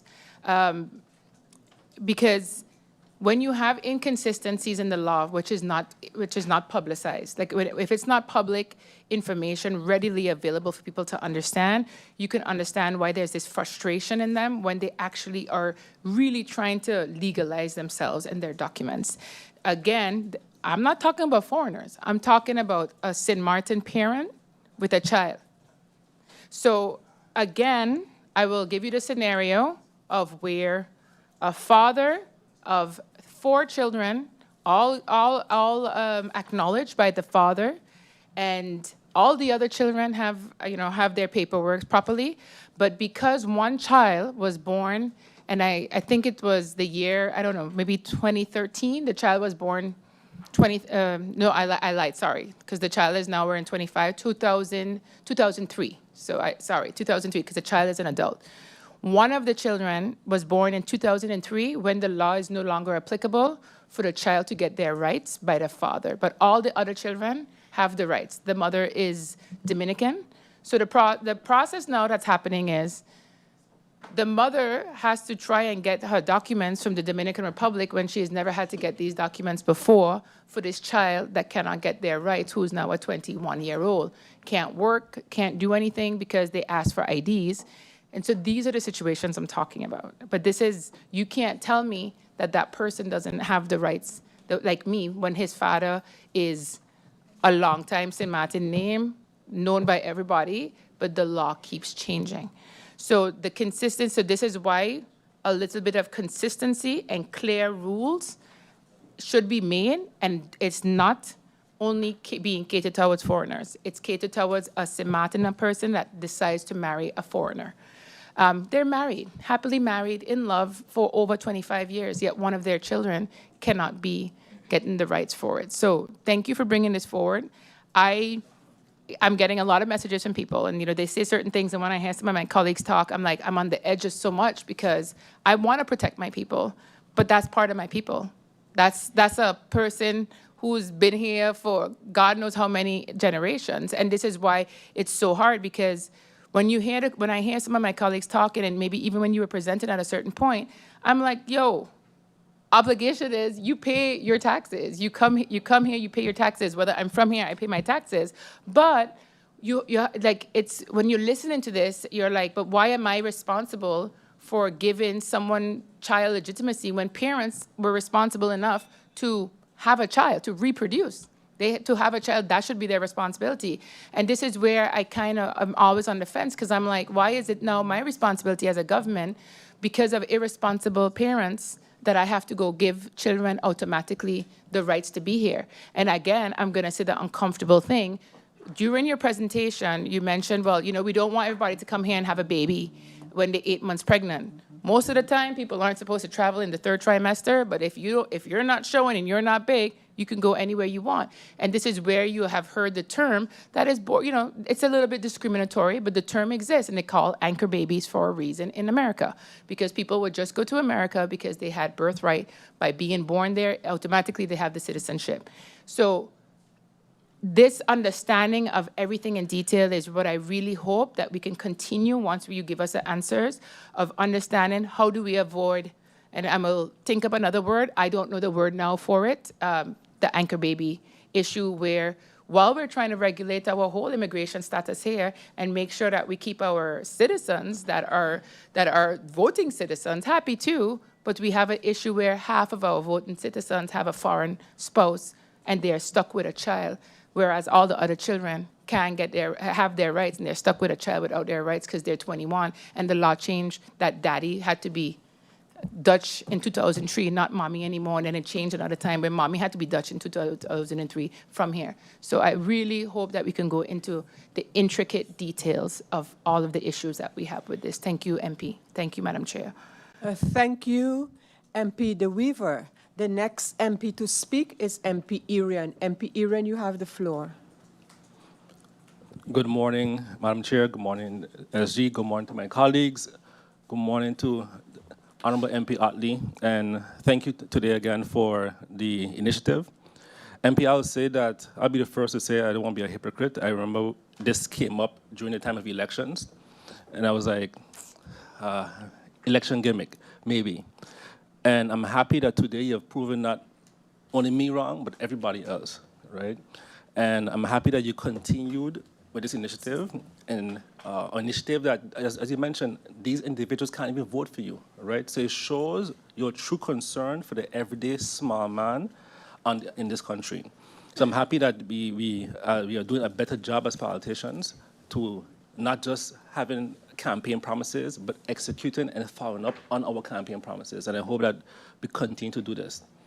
You mentioned SFV and undocumented persons, but I want to say something else different than that. But SFV, we also have, and I noticed because we did it when we were doing the SRP, we have over 3,000 persons registered, undocumented persons at SFV paying.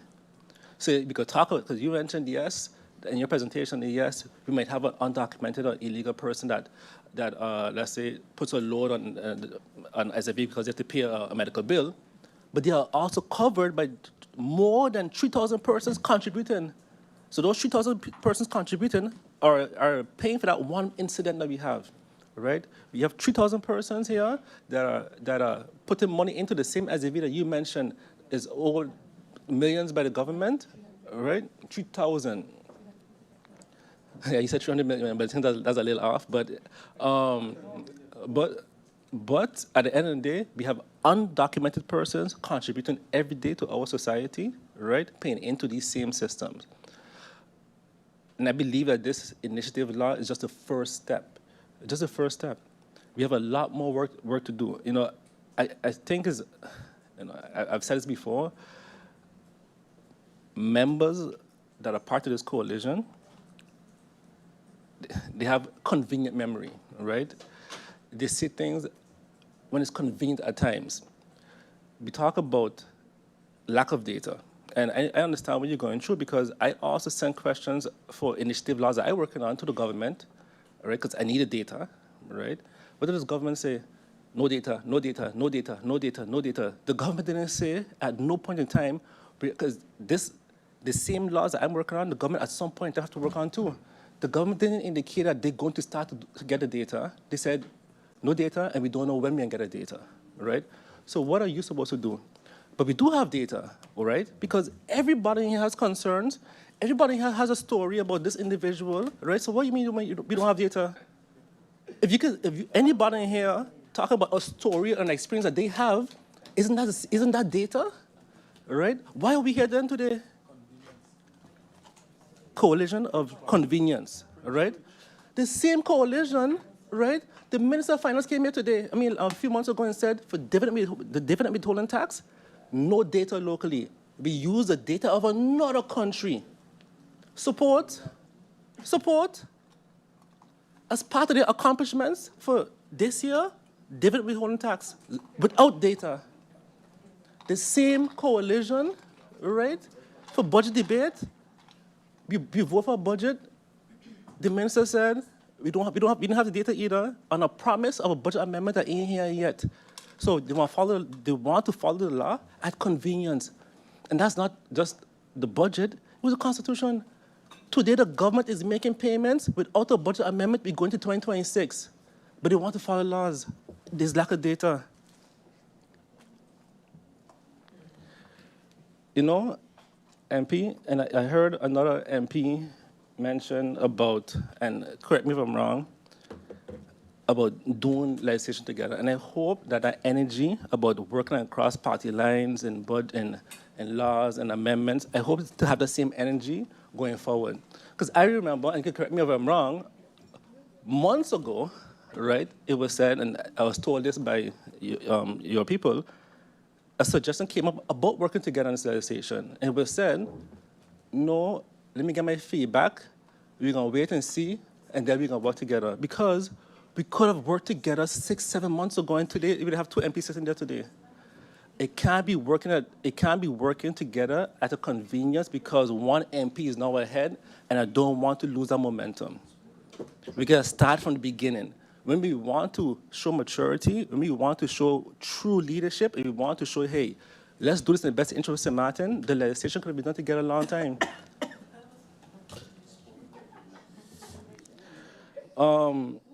And I find that it was even uncalled for to even bring it up today. It was even uncalled for. The opportunity will come from when you have to do your initiative, right? But to say yes, we could work together. We could work together a lot of times, a lot.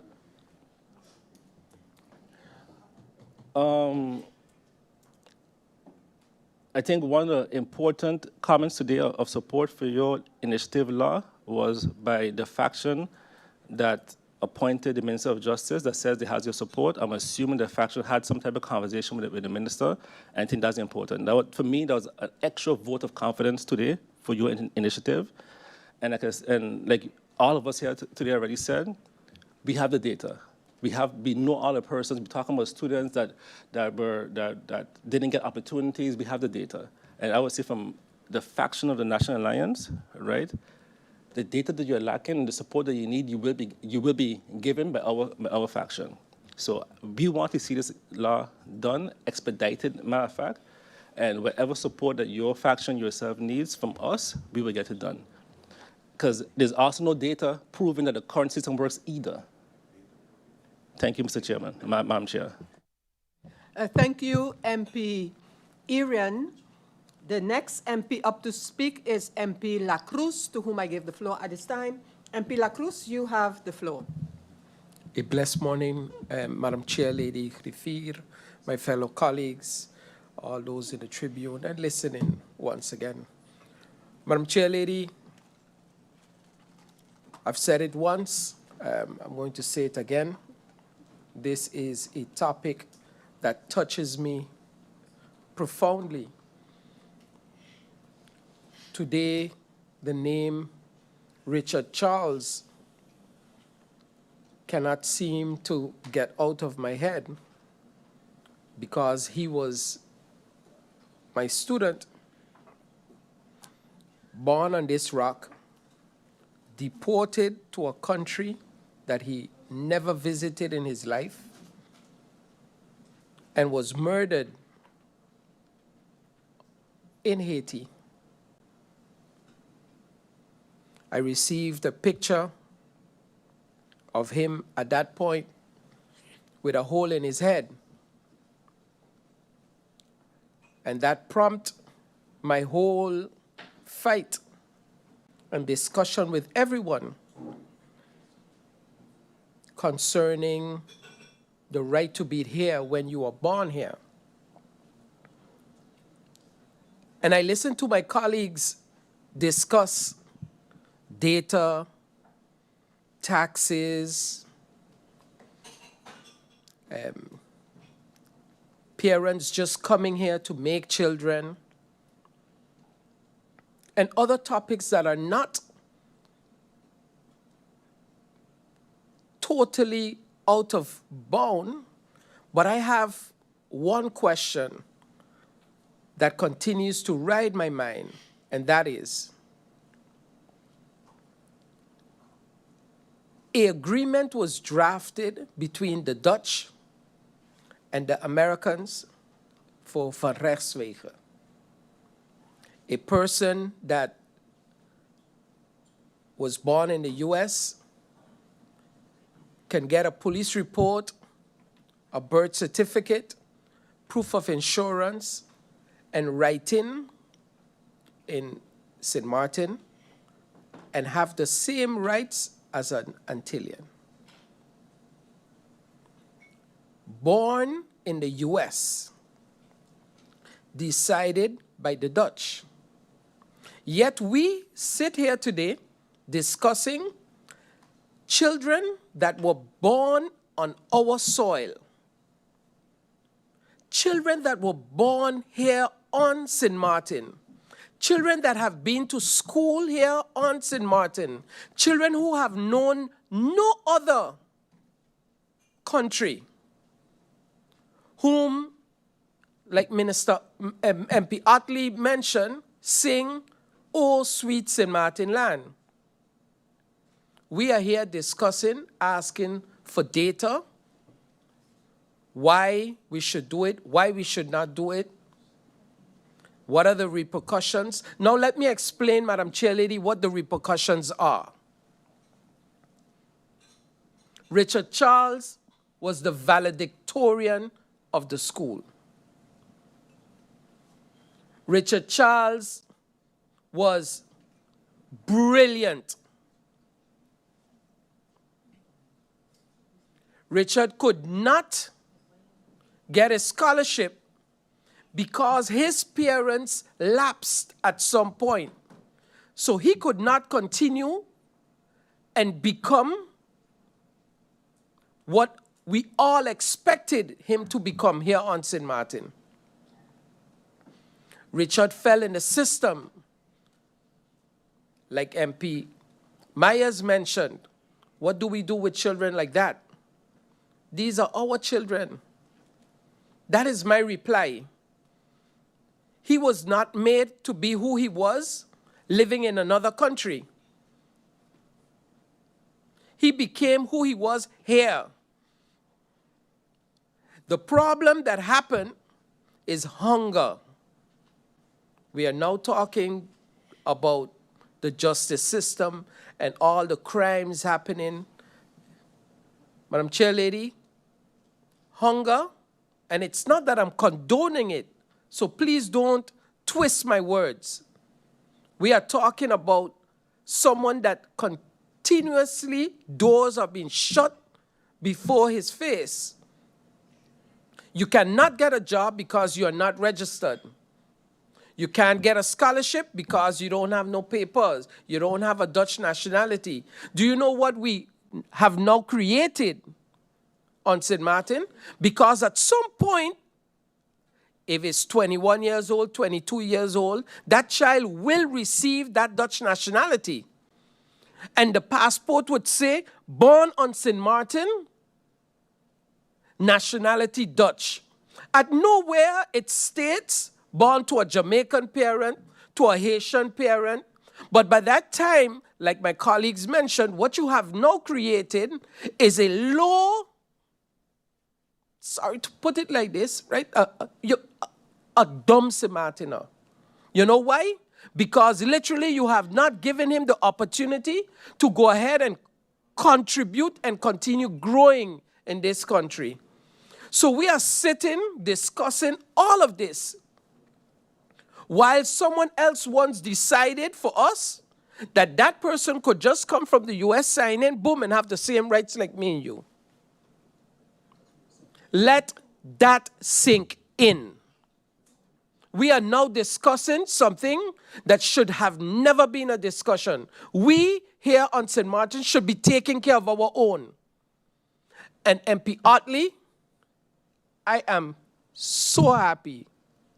I am so happy, like the MP Arian mentioned.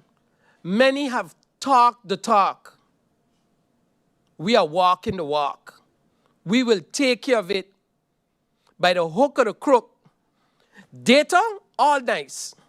You know what data we should be looking at? How much children are in Point Blanche now, born here, and how they end up there. That is the data we should be asking. Nothing else matters. Madam Chair Lady, our Constitution, Article 16, states,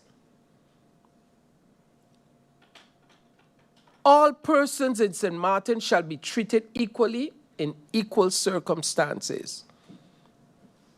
There shall be no discrimination concerning religion, belief, life philosophy, political opinion, ideas, race, skin color, sex, language, national or social origins, membership of a national minority, assets, capital, or birth.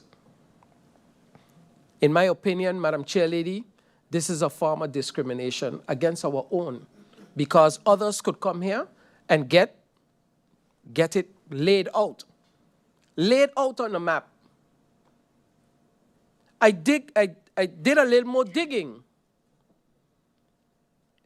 The World Fund, for example, doing a project could bring people to Sint Maarten because we don't have enough people to do the work. They automatically also get for rechtswege. If that woman or man gets a child here, what happens with that child? These are questions that we need to answer. It is time that we start taking care of our own. It is time that we start taking care of our own. Another MP mentioned how much of us were actually born here. Forget born here. Let's go even a little further. How much of us here born to two parents from here? Two hands. Two hands. And that is a small exercise I did with all my students in school. I told them, I said, please rise. And I told all the students, if you were born here, remain standing. In classes of 23, 24 students, you would get maybe 16 students remain standing, born here. I told them, if those that were standing, if one of your parents was born here, remain standing, you got maybe 4 or 5. And I said, from those that remain standing, if one grandparent was born here, remain standing. Madam Chair Lady, I've never met one. I've never taught one.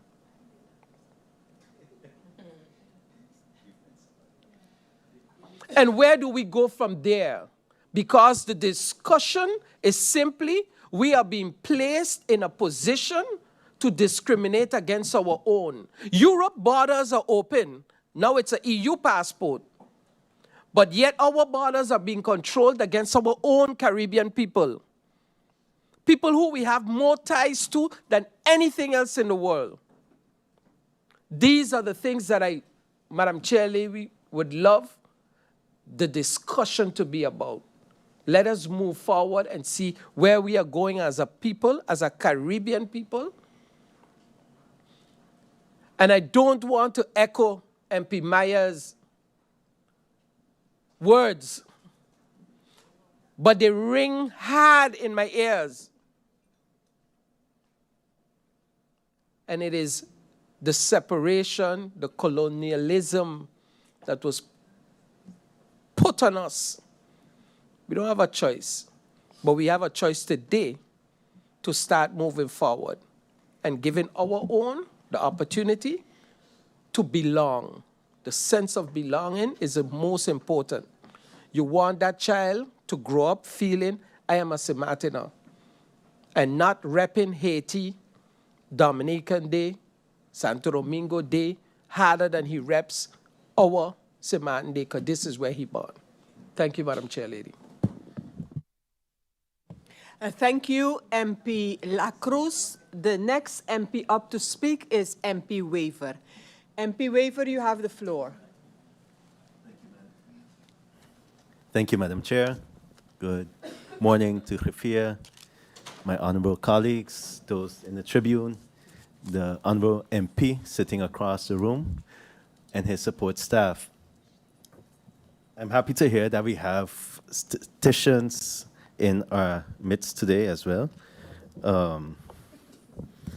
because data is important. But to get back to topic, I just want to commend the honorable MP for bringing this initiative law. I think there's overwhelming agreement within the House of Parliament that this is definitely something positive and something that is needed within the country, but also I think the comments that are made today from the various MPs, that they all have some importance as well. And I hope that the MP does take note of them and see where we can go from there. MP, just a clarification for those maybe in the public that also follow and want to kind of get some more clarity on it. We are dealing with Articles I and J based on the amendment that you're bringing to the House of Parliament. So I deals with the age from 10 years, and then the J deals with that the parents have fulfilled the payment obligation under the tax legislation of Sint Maarten for 10 consecutive years prior to the birth of the child. MP, could you maybe, can you explain and maybe elaborate as to what happens if the child is born maybe when the parents are here for 5 years, for example, you know, and then the child gets to 10. So it's just a clarification.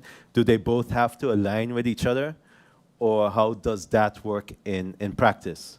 So I figured let me talk about what we're actually dealing with today is Article I and J, you know, for the amendment. So if you can clarify that, I think also for the public to know how to move forward with that. Thank you, Honorable Chair Lady. Thank you, MP Weaver. The next MP up to speak is MP York. MP York, you have the floor. Thank you, Madam Chair. Good afternoon to you. Good afternoon to my honorable colleagues and to those listening. And also a special good morning to the good MP Otley. MP Otley, I would like to start off by saying through you, Madam Chair, that I commend you, as others have, for this initiative. Is one of those that is, as much as we all believe in it, it is a touchy subject. And while sitting here, I said, let me start jotting down my notes because, you know, I was getting kind of, I would say, lightly emotional because at the end of the day, you know, if I was to not speak as a member of parliament right now and solely as someone who understands what it means to be to belong to a book of more than one story, I am one of the ones that members of parliament that were born here in Sint Maarten, but none of my parents were, as MP La Cruz just gave an example of. Mother being of Aruba, from Aruba, and my father being from St. Lucia. Now, in my case, I was lucky that my mom had a Dutch passport and was Dutch nationalized, but being that my dad is from St. Lucia, I was raised and daily around people of St. Lucian descent, Dominican descent, Haitian descent, a lot of different countries in the Caribbean that my peers at the time were not equally lucky to have, to be born with the nationality being Dutch. And one thing that, you know, stayed with me is that throughout the years you realize that those that were born here, we all share partly the same identity, right? And when I say identity, it's something more than what's on paper. It's culture, it's upbringing, it's values, and moreover, it's pride. But I also know that identity alone does not translate to protection under the law. And no child should be denied that opportunity or future because of an expired permit, a farm that was missed, or an employer that failed to act years ago and file particular paperwork. That doesn't always go hand in hand with what we call justice here in St. Maarten, and that is bureaucracy harming innocence. And as I sat here today listening, and I took note of a lot, making it about the data, reminded me of a situation that I'm currently in with a lot that I'm working on, where the stakeholder in giving their feedback told me that I'm missing data. And while saying that, basically it's data that doesn't exist. And then while saying that, they're sharing their opinion based on data that doesn't exist. So that brings me to the point of, okay, is your opinion better than mine, or where do we bridge that gap? So we're making it about data in a country that's deprived on data. And I'm not saying that data is not important, don't get me wrong, before some people hairs and the skin stand up. I'm not making it solely about data, but I believe this law is more about breaking cycles, not creating shortcuts necessarily, but about stability, not loopholes, and finally, I repeat, finally, aligning our laws not solely with data, but based on our reality. Because again, as MP Arian stated, we all have stories and experiences where this is the plain truth. It is. We all experience it. Everybody, when they go out there during campaign, hears all the stories. Everybody in their daily lives hears the stories. Some of us live it more than others, but we all know of them. And I do understand some of the apprehensions. I take note of them. I'm not saying that it's not true. But one of the concerns raised by the advisory bodies and also by some members of parliament was the reduction of the qualifying age from 16 to 10. And a lot of I would say the feedback was based mainly around the immigration part of it. So in my question, could you explain why the change from 16 to 10 is less about the immigration policy and more about preventing legal gaps that later block education, travel, and naturalization of children who are already born and raised on Sint Maarten? Because I think we are dwelling too much on the one thing, and that's the touchy part of the immigration side of things. And as MP Myers rightfully touched on, that education side of it is something that is glossed over, right? And that is something that, when you look at the realities, greatly holds back some of our scholars, and some of them are even better than, you would say, those with a Dutch passport, in some instances. And we need to find a way to bridge that gap and close that gap, rather than make this about, in some cases, politics, or in some cases, lack of data. So I applaud you for this initiative. And there's also one thing that was raised where, and rightfully so by MP De Wever, negligence of the adults, of the parents, because a lot of times the children suffer because of negligence of the adults. But I don't believe, and this is not going against what MP De Wever said, but I think we all would agree that negligence of the adults is valid, and that we also need to find something to combat that, but it shouldn't be a consequence carried by the children, right? That's my personal opinion. And I think this law is, this initiative is covering that gap. Looking over my notes. Also, I gonna say it. There was mention made of a potential lack of cooperation, a lack of what they would say called samenwerking when it comes to this initiative law. I don't know. I am also one of those that believe that in the past when it was initially submitted that, hey, why are two laws being submitted? But now being in my short time in Parliament, I kind of see sometimes why MPs sometimes choose to go their separate ways in submitting laws, or even handling laws. I don't know if the reason why MP Ali chose to continue this law, to proceed with this law by himself, had anything to do with things that have been transpiring in Parliament lately in the last couple of months. For example, with MP here, MP Erie, and he didn't want to say it, but I'll say it, where he submitted a law, and when he got his feedback, it was intercepted, taken, and somebody else submitted it and hijacked his law, or tried to hijack his law, right? And a lot of people don't see these things from the outside, but these are things that happens behind the closed doors. And these things basically touches each and every one of us because people don't know. We pay for these laws ourselves. We pay out our own pocket for these laws, right? So they are basically our babies that when you see harm done, you take it personal. Even with my own personal experience that you know of, where I go to a particular minister, have multiple conversations about the initiative, and out of the blue, they just hijack it, go with it, and say, oh, we just want to do that already, right?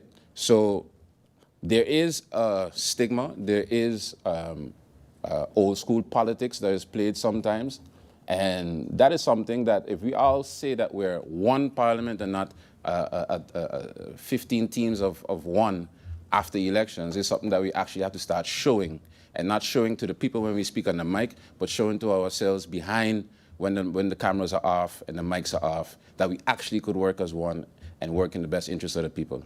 And at the end of the day, I do agree that working together gets more things done, but in a lot of cases. But I do believe that we got to stop talking the talk and actually start walking the walk. And that would be it for my feedback, Madam Chair. Thank you. Thank you, MP York. The next MP up to speak is MP Roseburg. MP Roseburg, you have the floor.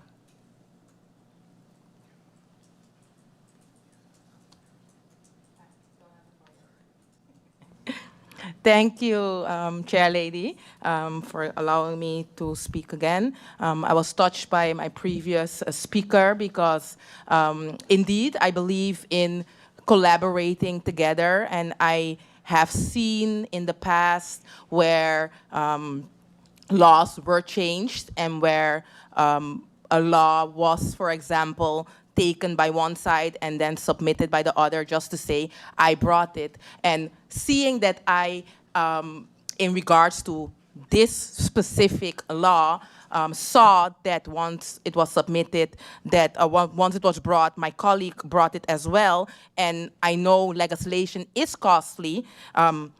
It was discussed indeed to collaborate together. And of course, it can be thought like, okay, talk is cheap. That can be said. But I am, in that regard, one of those that made it written on paper in regards to explaining the legislation process to the people, and that's also explaining the people that the legislation was submitted by both of us, and that there will be a moment where we will be sitting down and discussing the matter. And seeing that this topic has been discussed today, I am not going to shy away from it and mention that this wasn't discussed. And I believe the proper way of going about it was to make sure that all the information was received, and then all the parties in the benefit, how we're doing here today, would sit here today and discuss everything at length. But that is a gepasseerd station, as they say in Dutch. And I am happy that it's being brought forward, and it's not just about talk and about action.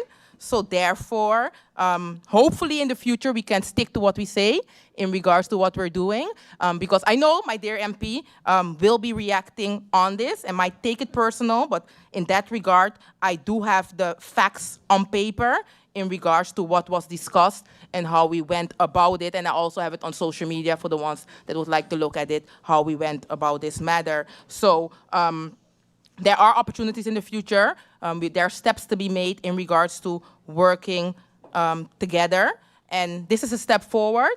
And I'm looking forward in hopefully reaching to the level that we all can bring our minds together and make sure that the best legislation for the people will be brought forward on behalf of the people. Because at the end, that is the goal for us as members of parliament. So now, going forward, I am excited to see how we will proceed, if other information will be submitted as asked by the colleagues. And yes, of course, you have the part of data and you have the part of reality. And the reality, without having the data, was one of the reasons why I decided to also start with it. But now, when we have these advisory bodies, not just people, but advisory bodies suggesting how to proceed and suggesting what pointers to bring forward, then we as members have the opportunity to say, okay, those advisory bodies don't matter. If that is established that they don't matter, then we can just bring laws,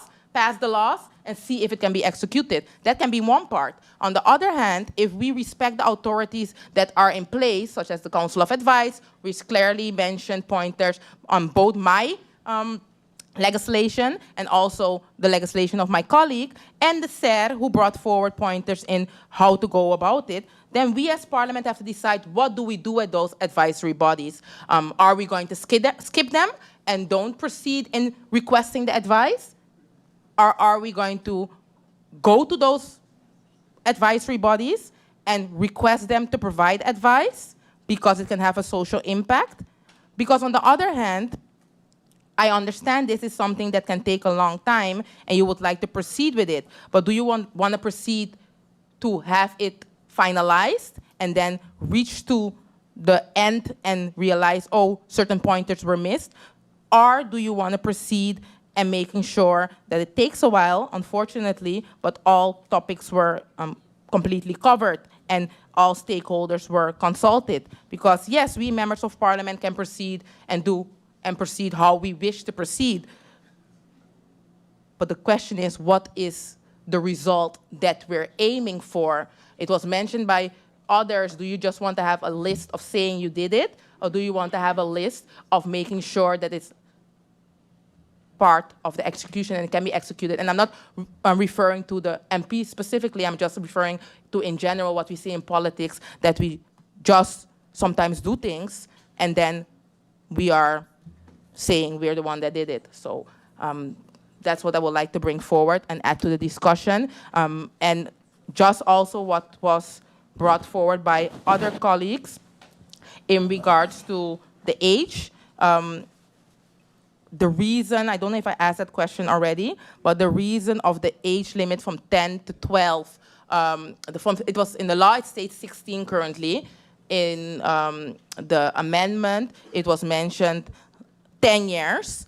Why is 10 years chosen and not, for example, the 12? reason why I went for the 12, for example, is to look at the part of graduating from primary school, but maybe there's other reason why 10 was chosen. So I would like to receive that through you, Madam Chair, why their MP chose 10, if that was supported by data, or if it was, you said Aruba, but I can understand that Aruba itself had issues in regards to the level age, so it was also a pointer there. So just to get clarity why that age was used 10 years instead of 12, for example. Let me see. And to just conclude, I love the fact that we have this discussion. Ones are more critical than others, and I do believe, seeing that this is a debate, you should be able to be critical on the topic, because at the end, it will go into a public meeting. And yes, we have oppositions and coalition members here, but how I try to look at it is based on the facts that are on paper, and I hope that nobody takes it personal, and if that's the case, we'll continue this on the floor. I have no issue with that. Thank you. Thank you, MP Roseburg, for your contribution to the discussion. As I continue, and I give the floor now to MP Duran. MP Duran, you have the floor.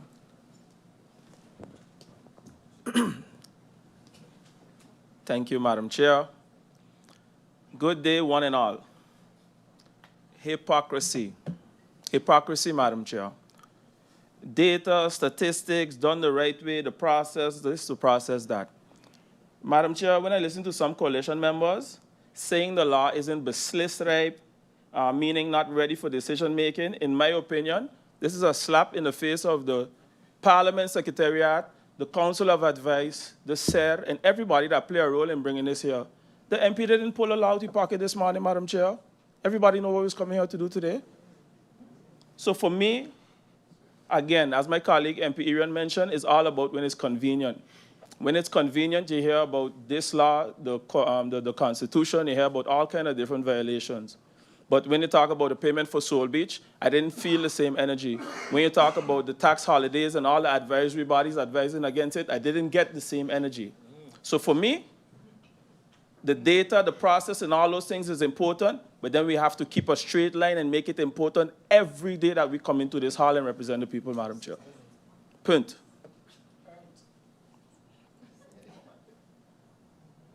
Madam Chair, my father is from Curacao, born in Curacao. My mother was born in Sint Maarten. My grandmother on mother's side, born on the French side. Her mother born in Anguilla, and the story goes on and on and on. Every one of us here have a story on how we got here today. And for me, that gives also a uniqueness of our culture, because we cannot adapt a one-size-fits-all approach because it doesn't work within our small community. Yesterday, we had a long, lengthy discussion about particular initiative that we're working on, the Code of Conduct. And no matter how you twist and turn it, we still have to come back to our reality. And for me, this presentation, this law, this amendment is our reality, Madam Chair. I can give a story about a young man that wanted to further his studies, finish academy, top in his science class, but his parents didn't have the right papers regulated. Ultimately, he stayed in Sint Maarten, worked for several years. Then he was finally able to come to the Netherlands, of course, because he filed his own taxes, able to get his own Dutch citizenship after so long, which people that finished school with him were way ahead of him, maybe even graduated from college at the time. I gave up my house, well, not literally, but allow him to stay in my house. I moved out so that he was able to get a little jump start, because all of us need a sort of a jump start. Madam Chair, so all of us in here have stories, but yet when it comes to making these important decisions, because maybe it wasn't my idea, because it comes as an acre, and the rest marks sticker, we could go left or go right and decide how we could try to poke holes in it. For me, if I have to come here today and advise or give a suggestion to my colleague, I will give critical advice in terms of making it so airtight that when it reaches over on the other side, on the executive side, there's no room for them to shut it down. But remember, this went through the Council of Advice, our esteemed colleagues here at the Secretariat that make sure it reaches here, because our SG is very strict. If it wasn't ready, it wouldn't be here for discussion today. I can say that for a fact. Madam Chair, with regards to the young man, he's now working at a major firm in the Netherlands, making, I think, over 10,000 euros and pushing through. but he had to get that boost. You understand? He had to get that boost. So therefore, for me, this initiative is a great initiative. There are the doers, the thinkers, and the talkers. Damn if you do and damn if you don't. Some of us sat on the executive side, some of us haven't, but I always stand by the decisions made because I'd rather do and it be wrong and we correct it to move forward than not to do because then you know it's wrong off the bat. I want to acknowledge MP Otley for bringing this initiative forward, for grounding it in the real stories of the children who were born here, raised here in Sint Maarten, and those that were born to be here. I think we can all agree that these are conversations worth having, especially when it comes to concern of our children that are here in this country and born in this country. With that in mind, I have a few points, questions, points of clarification for the good MP. Based on the real-life examples you shared, what do you see as the main risks for Sint Maarten if children who are born here and raised here remain undocumented when they reach adulthood? In practical terms, how would this amendment change the day-to-day reality for young people who already consider Sint Maarten their home, but currently live with uncertainty about their current status? If this amendment is approved, what message do you believe it will send to children who are born here, went to school here, and identify as Sint Maarteners, but do not yet feel fully accepted based on our current setup? Through you, Madam Chair, looking beyond the individual cases, how does this amendment serve Sint Maarten as a country, particularly in preventing the exclusion and helping young people become productive, contributing members to our society, as I mentioned is the case with the young man that was able to get that boost? Madam Chair, there was a lot of talk about data. But SZV right now, as we speak, which has been a continuous discussion in Parliament for years, have 3,000 undocumented persons registered in their database, minimum. But we don't have no data. We ain't sure really what's going on, but everybody have a story. Let's get real, guys. Thank you for the opportunity, Madam Chair, and I look forward to this being handled in the OVA so we can get the work of the people done and continue to push legislation in this esteemed House. Thank you. Thank you, MP Duran. I now give the floor to MP Peterson. MP Peterson, you have the floor. Madam Chair, thank you for the opportunity. Madam Chair, through you, I would like to address MP Otley directly. MP, a word of advice, do not get caught up in the crosshairs of everybody's beef when it comes to this law that's for the children. Because you see, we have people that are talking about this went to the Council of Advice and it said, etc. Yeah, but did you read the advice? Did you read what the Council of Advice and it said are trying to advise MP Otley to do to make sure that this law passes? The Council of Advice reads is very simple. De Raad adviseert de ontwerpinitiatief Landsverordening niet aan de Staten voor te leggen dan nadat rekening is gehouden met de opmerking van de Raad. It literally is telling you do not send it yet.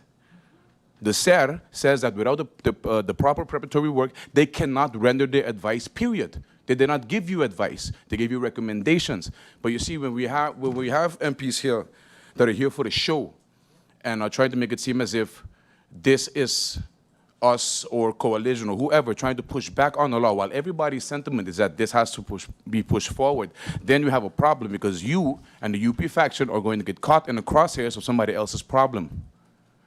So again, through you, Madam Chair, speaking directly to the MP, take your time. There is no rush. What we do not want is for this to actually get to the OVA. We have a battle in here, a show.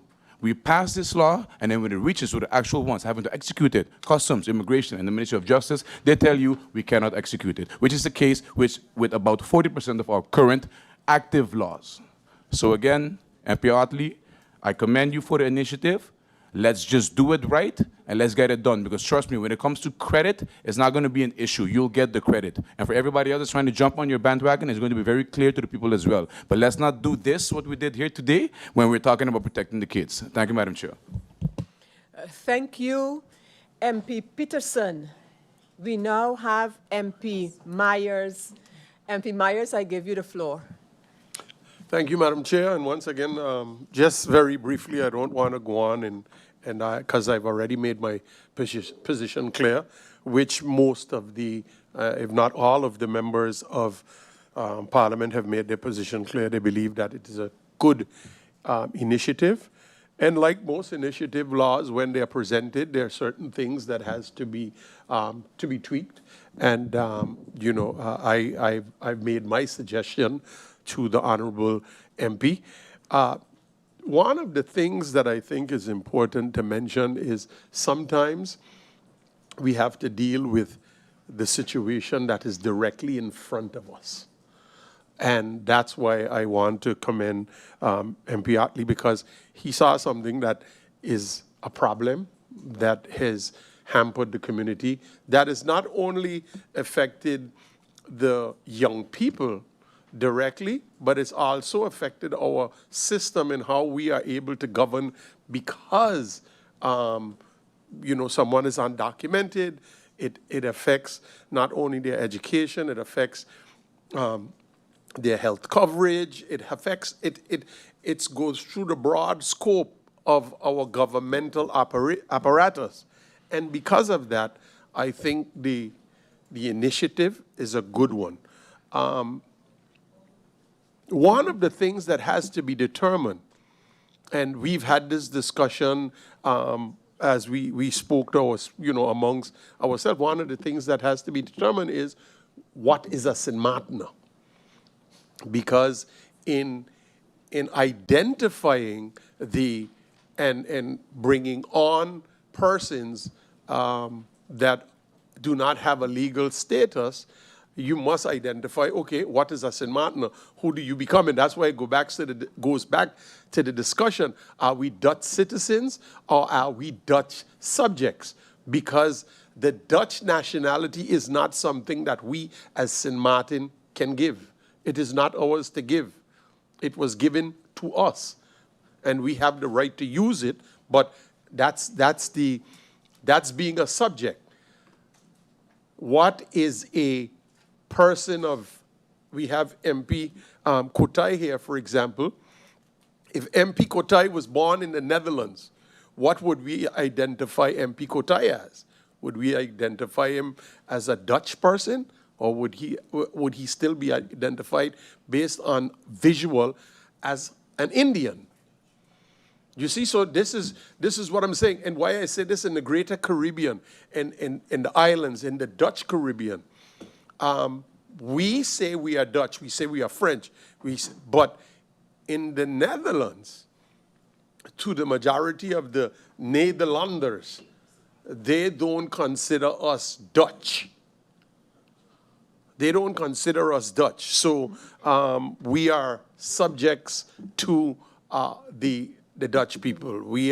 It's as if we have received a favor for being born in these parts and getting the Dutch citizenship. And why I say that, you know, we go back to a lot of, we spoke about a lot of the people who came here to work, who has helped build and bring Sint Maarten to where it is today through their hard labor, and some of their children were able to benefit from it, and some not. And because of that, today we have someone, MP. I don't care who get the praise. I believe that all of us as elected representatives have a role to play, and playing that role, I hope that the direction and the mindset should be to leave public office or leave Sint Maarten better than the way we found it when we were first elected or appointed to these positions. So again, this proposal have my support. I believe there should be little tweaks, and I'm sure the honorable member of parliament will tweak those. But as far as the SAM faction is concerned, it has my support because I think it's something that is totally necessary. We have to start to deal with these social issues that affect us, that we feel, they're saying who feels it knows it, and this is something that affects us as a people here in Sint Maarten directly, not indirectly. And we must start to do what we have to do in our own best interests. And this is one legislation that I feel that is a step in that direction. Thank you, Madam Chair.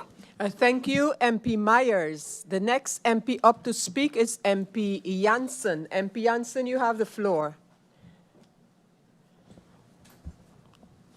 Thank you, Madam Chairlady. I just wanted to express to MP Otley again that I really appreciate what he has brought forward. I also want to explain that when I mentioned that I would have liked to see more data, I think that all of the questions that were asked, the answers to that is already data. When you data doesn't have to be, it doesn't have to be just numbers. Not everybody understands data. Not everybody understands analysis. Everybody has their weaknesses. Everybody has their strengths. But however, when we look at questions like how does being undocumented affect young people, that is data. That is data that you could gather. And I was going to discuss this with you offline. But because of my background, I can actually help you. It doesn't have to be, you don't have to mention nowhere that I helped you or anything, but I can help and guide in saying, maybe you can put this in a survey, maybe you can do it this way, this is how you can do it online, this is how you can target the people who you want, and like that you don't have to get, let's say, a whole set of numbers, but you can get more of a research done that you can find out what exactly is playing, and once you can explain that better, you can convince the Council of Advice and the SER better because you have then lived up to what they requested in their answer to you, where they indicated they wanted to see more meat to your document. So there's nothing, that is not something against you. So I find it unfortunate that some people want to play out this whole request for data. But again, just reading what was stated by those two higher councils of state, it's only natural that I too then would want to see that data before forming a complete opinion. However, the initiative that was taken, just like, and I'm going to mention, just like your initiative to bring back up general health insurance when you're in office, and you can look at the combination of these two. You look at the combination of this, what you're doing here, and what was supposed to be done with general health insurance. And again, there's talk about the 3,000 undocumented people who are paying into SZV, a wealth of data there. And the general health insurance was supposed to make more people become documented. So it all ties in, and I totally understand it. And again, I believe in moving St. Maarten forward, so whatever I can do in the background, you can always count on me for that. Thank you. Thank you, MP Janssen. Members of Parliament, we have nearly reached to the end of this part of the Central Committee. In Central Committee, we do not speak of rounds. And MP Otley, I just want to add to the comments and, in some cases, questions raised by members of Parliament. Again, I want to thank you for this proposed draft law, changing our law on admittance and expulsion to give the possibility to children born here and but not registered for whatever reason, the opportunity to be given some type of status here on Sint Maarten. A lot has been said and commented on the matter of data. I want to join those, one, who feel that there is a lot of data out there, because there is, from different aspects and different angles. But I do not believe that observations, individual and personal observations, contribute to data. data means they find their source in something. That doesn't mean that all data is correct or is done on the correct premise, but our observations, feelings, and experiences, while there are a lot of them, and I'm sure every member of parliament could give another 2, 3, 4, 5, 6, and to emphasize that, we, several members of parliament, got back to this island on Saturday last. And while, in my case, while awaiting the luggage at the airport, this lady came up to me and with a story about her having gone to the Charlotte Brookson Academy, was not able to complete something. Long and short of her story being that right now she's working on St. Maarten and I believe at the airport itself. And she has fallen between the, as they would say, the boat and the wall. I got home, put on what I had, and gone to Carrefour supermarket, and a lady with 42 years here on St. Maarten has not been able to fix her papers, etc., etc. The proposed law here will not be able to address those kind of cases, but it would prevent much of it from happening in the future. The matter that is being sought to address, and the Council of Advice, nearly every MP who has spoken here underscores the intention of this draft initiative law by MP and the reason for coming with a draft initiative law. However, it is part, in my opinion, of a bigger problem we are facing on St. Maarten that for some reason we can't or maybe do not want to address. And that has to do with the overall demographics of St. Maarten. The government of St. Maarten need to be able to address not only this matter in the proposed draft law, but also some of the other issues regarding our demographics, our immigration, etc., etc. Because if we talk about something coming back to haunt us in the case of this initiative draft law, where the immigration on St. Maarten is concerned, that's going to be worse. That is going to be worse. And in the handling of this, continuous handling of this law, rather than seek to maybe make additional amendments, I will find a way to come with some motions directed to the government where this matter is concerned, because it is not improving the matter of immigration and the matter of our demographics on St. Maarten and what and who we want to be going along. The Council of Advice has spoken about this matter of consolidation, not consolidation only between the two similar draft initiative laws, but also consolidation with what the government is doing and should do. And while according to our Constitution, it is the right of one or more members, so more than one member can be part of one initiative draft law, and that these draft laws can be submitted by Parliament to the government for ratification. Fact is that unless the government feels good about the execution, MP Otley, to you directly, we need to guard against that. Because otherwise, we, the Parliament of St. Maarten, will hopefully, I hope we will end up with a law that will not be executed, period. It's not a question. It is something that I and other members of Parliament have experienced. So that consolidation issue and how we have identified a problem, how best to address it. I am not a proponent of holding back a specific item like this in order to deal with the bigger picture, but we have to deal with it.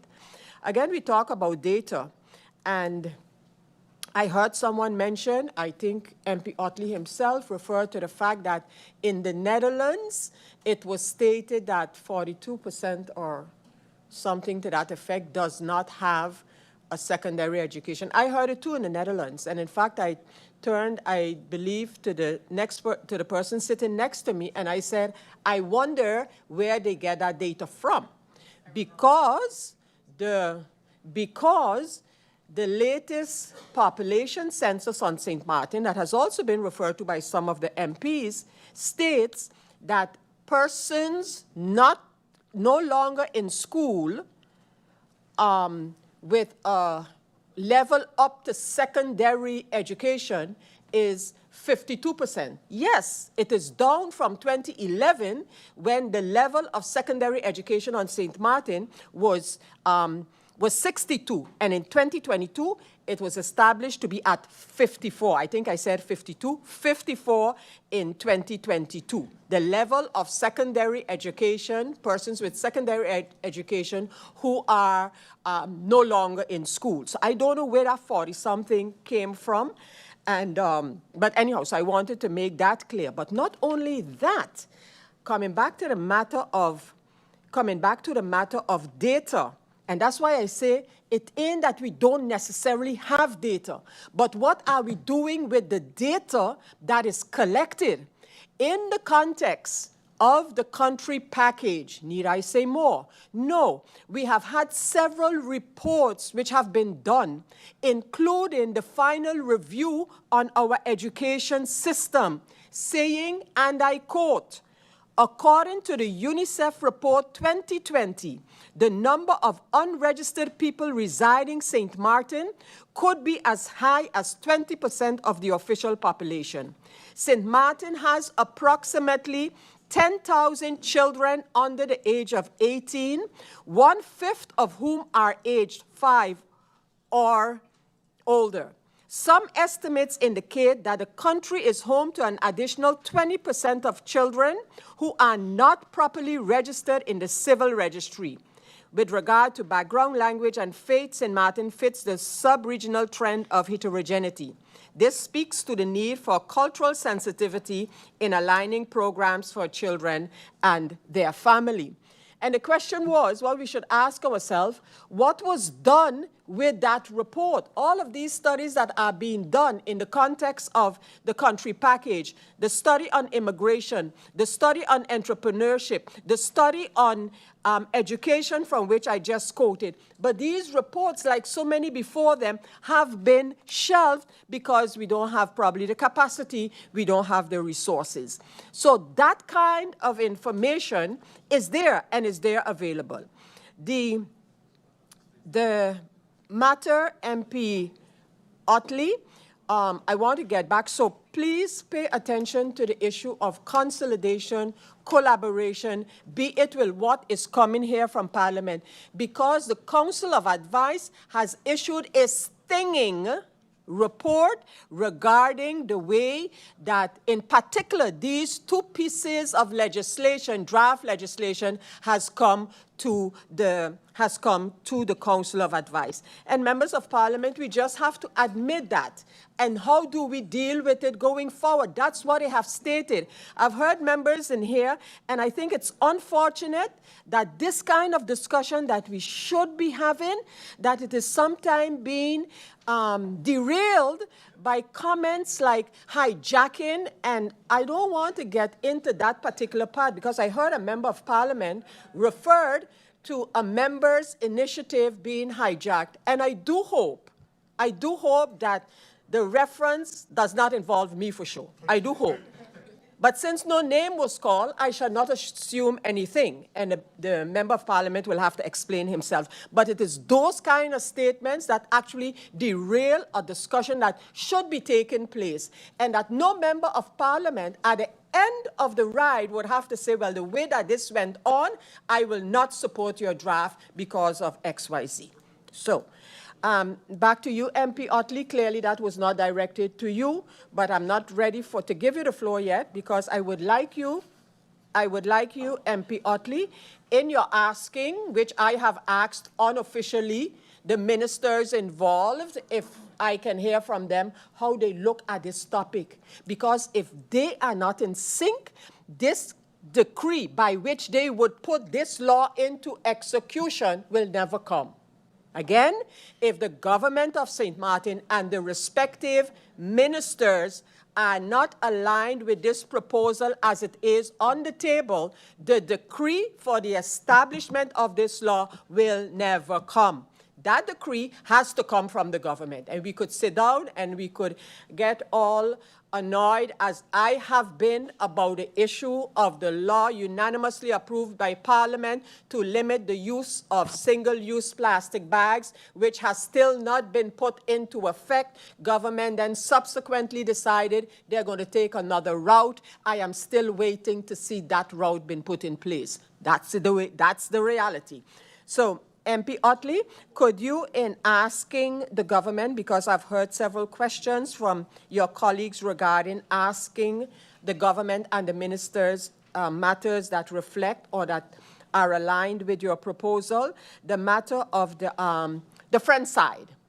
The matter, I don't think any law could be drafted or approved, without taking into account that there is a friend side, and there are children who are not registered, but maybe registered over there, schooling, etc., etc. So could you ask the government in this context to please give you an update with respect to whatever policy, because we heard of the matter regarding persons. First of all, we heard it at the airport, then apparently there was a policy regarding French persons or persons residing on the French side of St. Maarten. So could we get clarity as to where that stands? And I think, MP Otley, again, I want to thank you.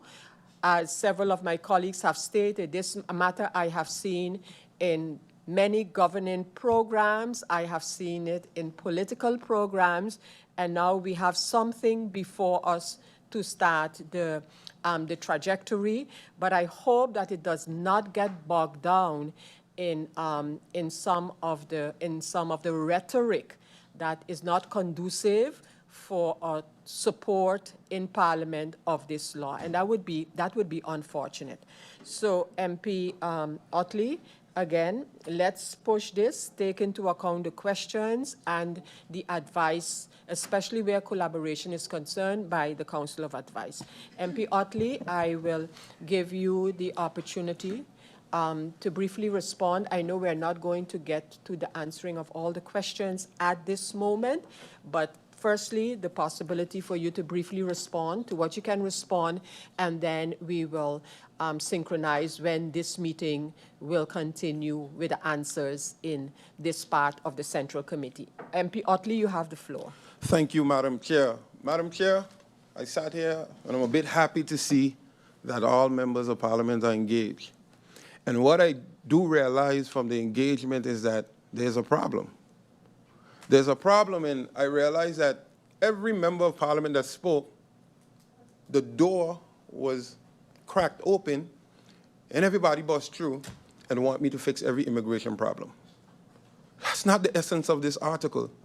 And I can tell that some of us didn't even read the law.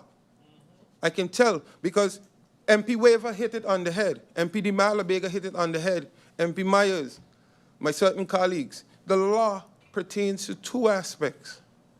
Children, and MP De Weaver, children born in Sint Maarten. The 10-year process are for parents before making that child.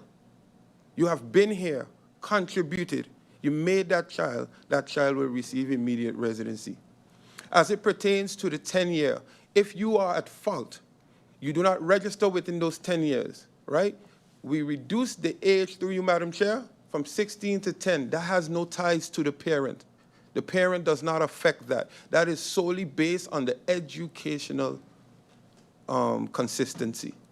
Solely based. And that's what I wanted to make clear and understand. And by saying that, we are dealing with children born in St. Maarten of foreign parents. We started to go left and speak of all the immigration issues in the country. But what this showed me is that we sparked something in Parliament today. And as members of parliament, we can do legislation, we can bring policies and hope that the ministers adhere. Madam Chair, we speak of data, and I did reference the census, I did reference UNICEF, I did use information from the World Bank. Through you, Madam Chair, I have asked information from the Honorable Prime Minister. And when my colleague mentioned that it's budget, I didn't ask about budget. I specifically asked these questions for these reasons. And it was stated there is no data. Madam Chair, to bring to example, when it was said 42% in the Netherlands, I immediately went to the staff of the Prime Minister and I said, can you send me where did you receive this data? I am working and I'm presenting in Parliament on Tuesday. To this date, Madam Chair, nothing was received. This is what I'm going through. I would like to make it known that this whole draft was sent to the government of St. Maarten since September. September. Nothing has been received. I have asked questions to each and every one of the relevant ministers. And what I read from the Minister of Education was directly stated right here in Parliament. The data is lacking. And what the minister did was provided me with what she could have gathered and clearly stated, please beware that there is no distinction in this data between stateless and undocumented. There is no separate distinction. So a colleague asked that question and I clearly stated it, Madam Chair. Madam Chair, as it relates to the Council of Advice, the impression, again, just to give a perspective on how laws go. We, members of Parliament, we sent it to the Council of Advice. The Council of Advice rendered their decision on the first draft. After that, the Council said it should go to the SED. This is still a debate, in my opinion, that we are having, whether we should go to the SED or not. It has been something that is recently added that said should, not must. However, it was sent to the SED. I would like the public of St. Maarten to know this legislation was submitted last year, August. It's given the impression as if it came back and it was rushed. Nothing is rushed. I have 4 legislations currently at the SED over a year now, over a year and months, currently at the SED. And the SED is coming to Parliament and saying we have a backlog. My SED, we are our SED. That's my opinion. The Council of Advice and the SED are advisory bodies. Everyone in here said that their phone was ringing, Madam Chair. Their phone was getting messages. You are the representatives of the people. You are the representatives of the people. And while we read the Council of Advice, I can say that I don't believe that many of you read the NADA report. Because the first draft was sent to the Council, and those were made. And the Council said, we support the initiative. Do not follow through until my recommendations are taken up. Which the recommendations were taken up in the NADA report, and I listed some of them, the main concerns. It was also spoken about data, and my colleague mentioned we got our data today, real-life scenarios. Madam Chair, in my presentation, I listed 4 scenarios. I said I changed the names with the exception of 1 person. But those are my scenarios, and in the presentation I stated we motivated from the SED, while the SED does not requires more information that doesn't exist. On paper, we use real-life motivations. So we sent to the Council, we took the recommendations of the Council, and then sent to the SED, and we proceeded. Madam Chair, it'll be remiss of me not to mention the collaborative efforts. Today took an unfortunate twist, and I really was expecting some genuine feedback. But what I saw today, Madam Chair, was apply for recognition. And that is not what this was about, and it changed the whole narrative because it was I, me. Madam Chair, I didn't steal nobody's law. The impression is given that I started it and my colleague is here present. I didn't steal nobody's law, Madam Chair. I take the same money that I work for the people, use the money and spent and work tirelessly with my staff to create a law. Madam Chair, my law was not submitted first. And as I stated, it's over a year. My law was not submitted first, so then why am I here presenting, Madam Chair? I'm here presenting because I do not play with the people's business. When it's time to go, I go. I have even offered my colleague the information, number and name of my legislative draftsman when they have asked. So it's not about who gets credit, who don't get credit. At the end of the day, Madam Chair, I have realized who carries it out on the government level gets the credit. My dear colleague, MP Myers, gave some valid remarks that I'm willing to look into. And as a matter of fact, the reason that we put the 10-year is because many persons have been talking about this, allowing kids born here to be residents. But again, if we look at the Council of Advice, if we don't put a requirement, we will open the floodgates for what MP De Weaver called anchor babies. So if you were here contributing for the 10 years before the child born, I want everyone to pay attention to that. And after that, within the 10 years, you stand alone. And a matter of fact, Madam Chair, there's barely any distinction between the two laws. So we are talking about ensuring that it passes, ensuring that this. One MP said 12, I said 10. And I clearly stated that I did it with uniformity and understanding the age limit and taking into consideration the 5 years that it would take to get your Dutch passport to allow you to receive higher education. All of us have spoken about this.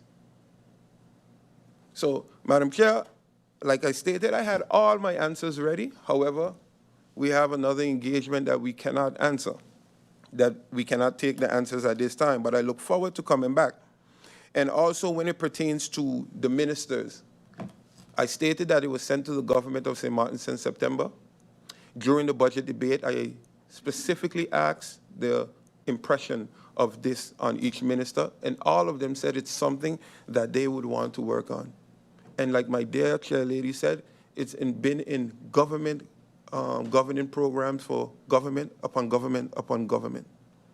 And while MP Janssen, I have to touch on this part, spoke about bias, nationality, stigma.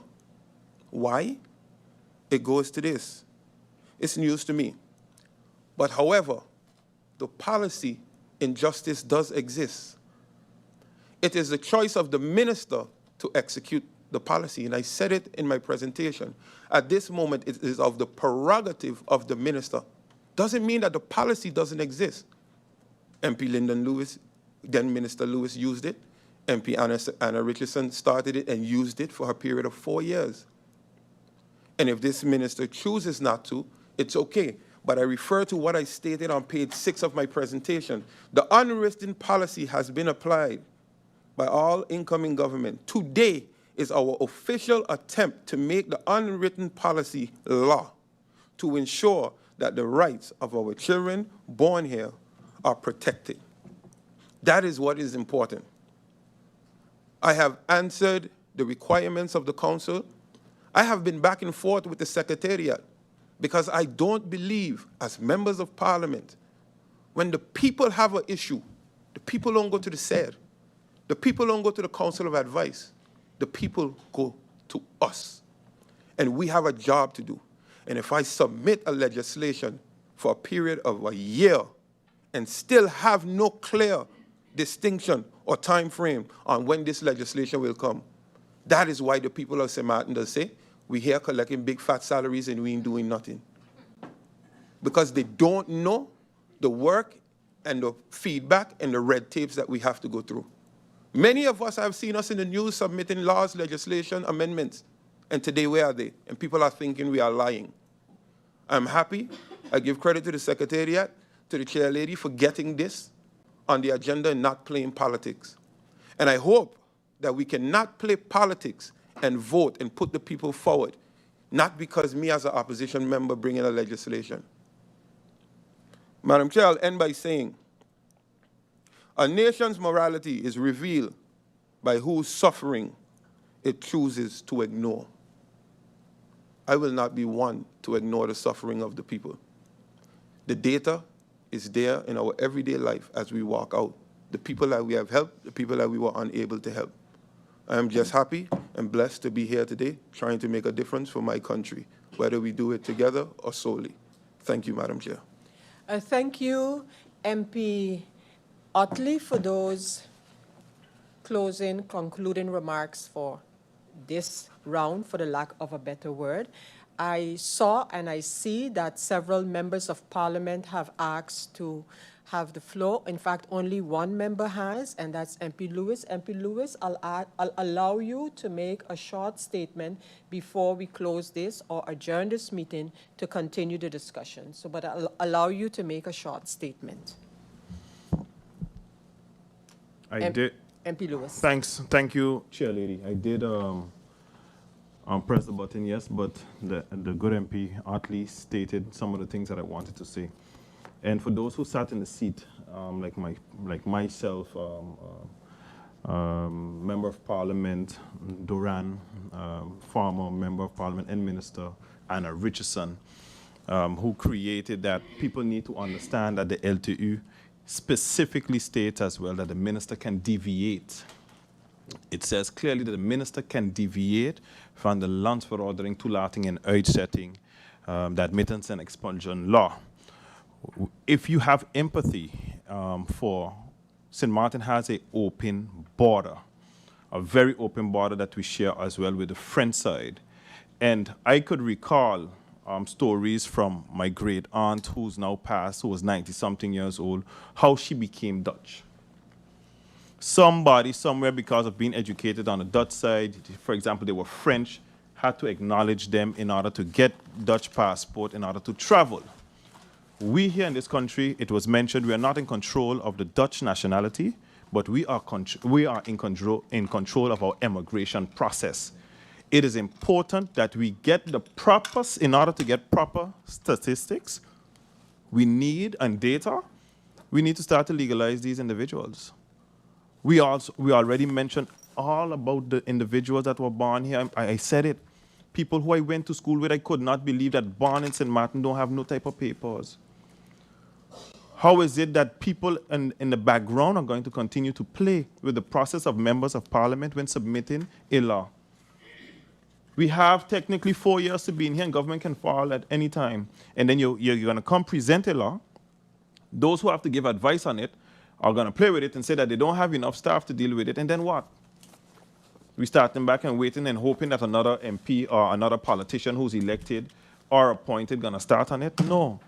It's already on the table. It doesn't matter who's presenting it, because this affects the entire country, a small island.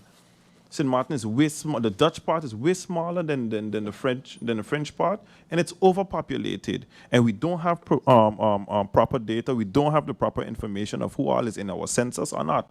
So therefore, I think we need to accelerate this process. We need to put all hands on deck in order to get it moving forward. And yes, Chair Lady, I think in your power, that also with those other instances that we have, such as the SER, or whoever needs to give the proper advice, that we need to do something as well to make sure that we get our stuff on a timely manner. Thank you, Madam Chair. Thank you, MP Lewis. And just as a brief comment to something that MP Otley mentioned, and that has to do that the law, the draft law, was sent to the government, which is part of the procedures. However, it is not, and I say not yet stipulated, that government, upon receiving the draft, can and should comment on it. That is usually reserved for handling, especially in the public meeting of the draft initiative law. However, I do believe that even in that early instance, government should be able to give at least their first impressions and views on a draft law. But it is not something that is required now at this time, so government can say, yeah, I got it, I saw it, and I'm awaiting for when you call me to Parliament to give my opinion. With respect to the SER, it is something, and their advice when, how, if it must be always asked for, etc., etc. How do you determine what issues are social, economic issues? And it is something that is under discussion currently as we speak between our Secretariat and the SER and others, also the Council of Advice, about how further, because clearly there must become some streamlining in the case of laws. And on another, and I could say on another festive note, because I think this discussion has been a good one, is the start of a process, and we hopefully on this particular item, we could look towards the light at the end of the tunnel. I maintain that we also need to look at the bigger issue of which this is part. But however, the other festive announcement is that it is my pleasure to invite the general public of St. Martin to take part in the Christmas lunch, which is annually provided by the Parliament of St. Martin, where the members of Parliament would like to say thanks to the people of St. Martin for their support, understanding, and interaction during the year. So, to you, the people of St. Martin who can make it to Phillipsburg tomorrow, Wednesday, God's willing, and we have a sumptuous lunch to share with those of you who hopefully can be here with us tomorrow. The members of Parliament are looking forward to serve you on that day and to interact and mingle with you during this festive season. So members of Parliament, along with the initiative taker of this law, you will be informed soon as to when this Central Committee of Parliament will continue. So until then, I am going to adjourn this meeting and thank you all for your participation, and a thanks to MP Otley as he begins this trajectory of defending and elaborating on his draft initiative law. This Central Committee meeting of Parliament is hereby adjourned.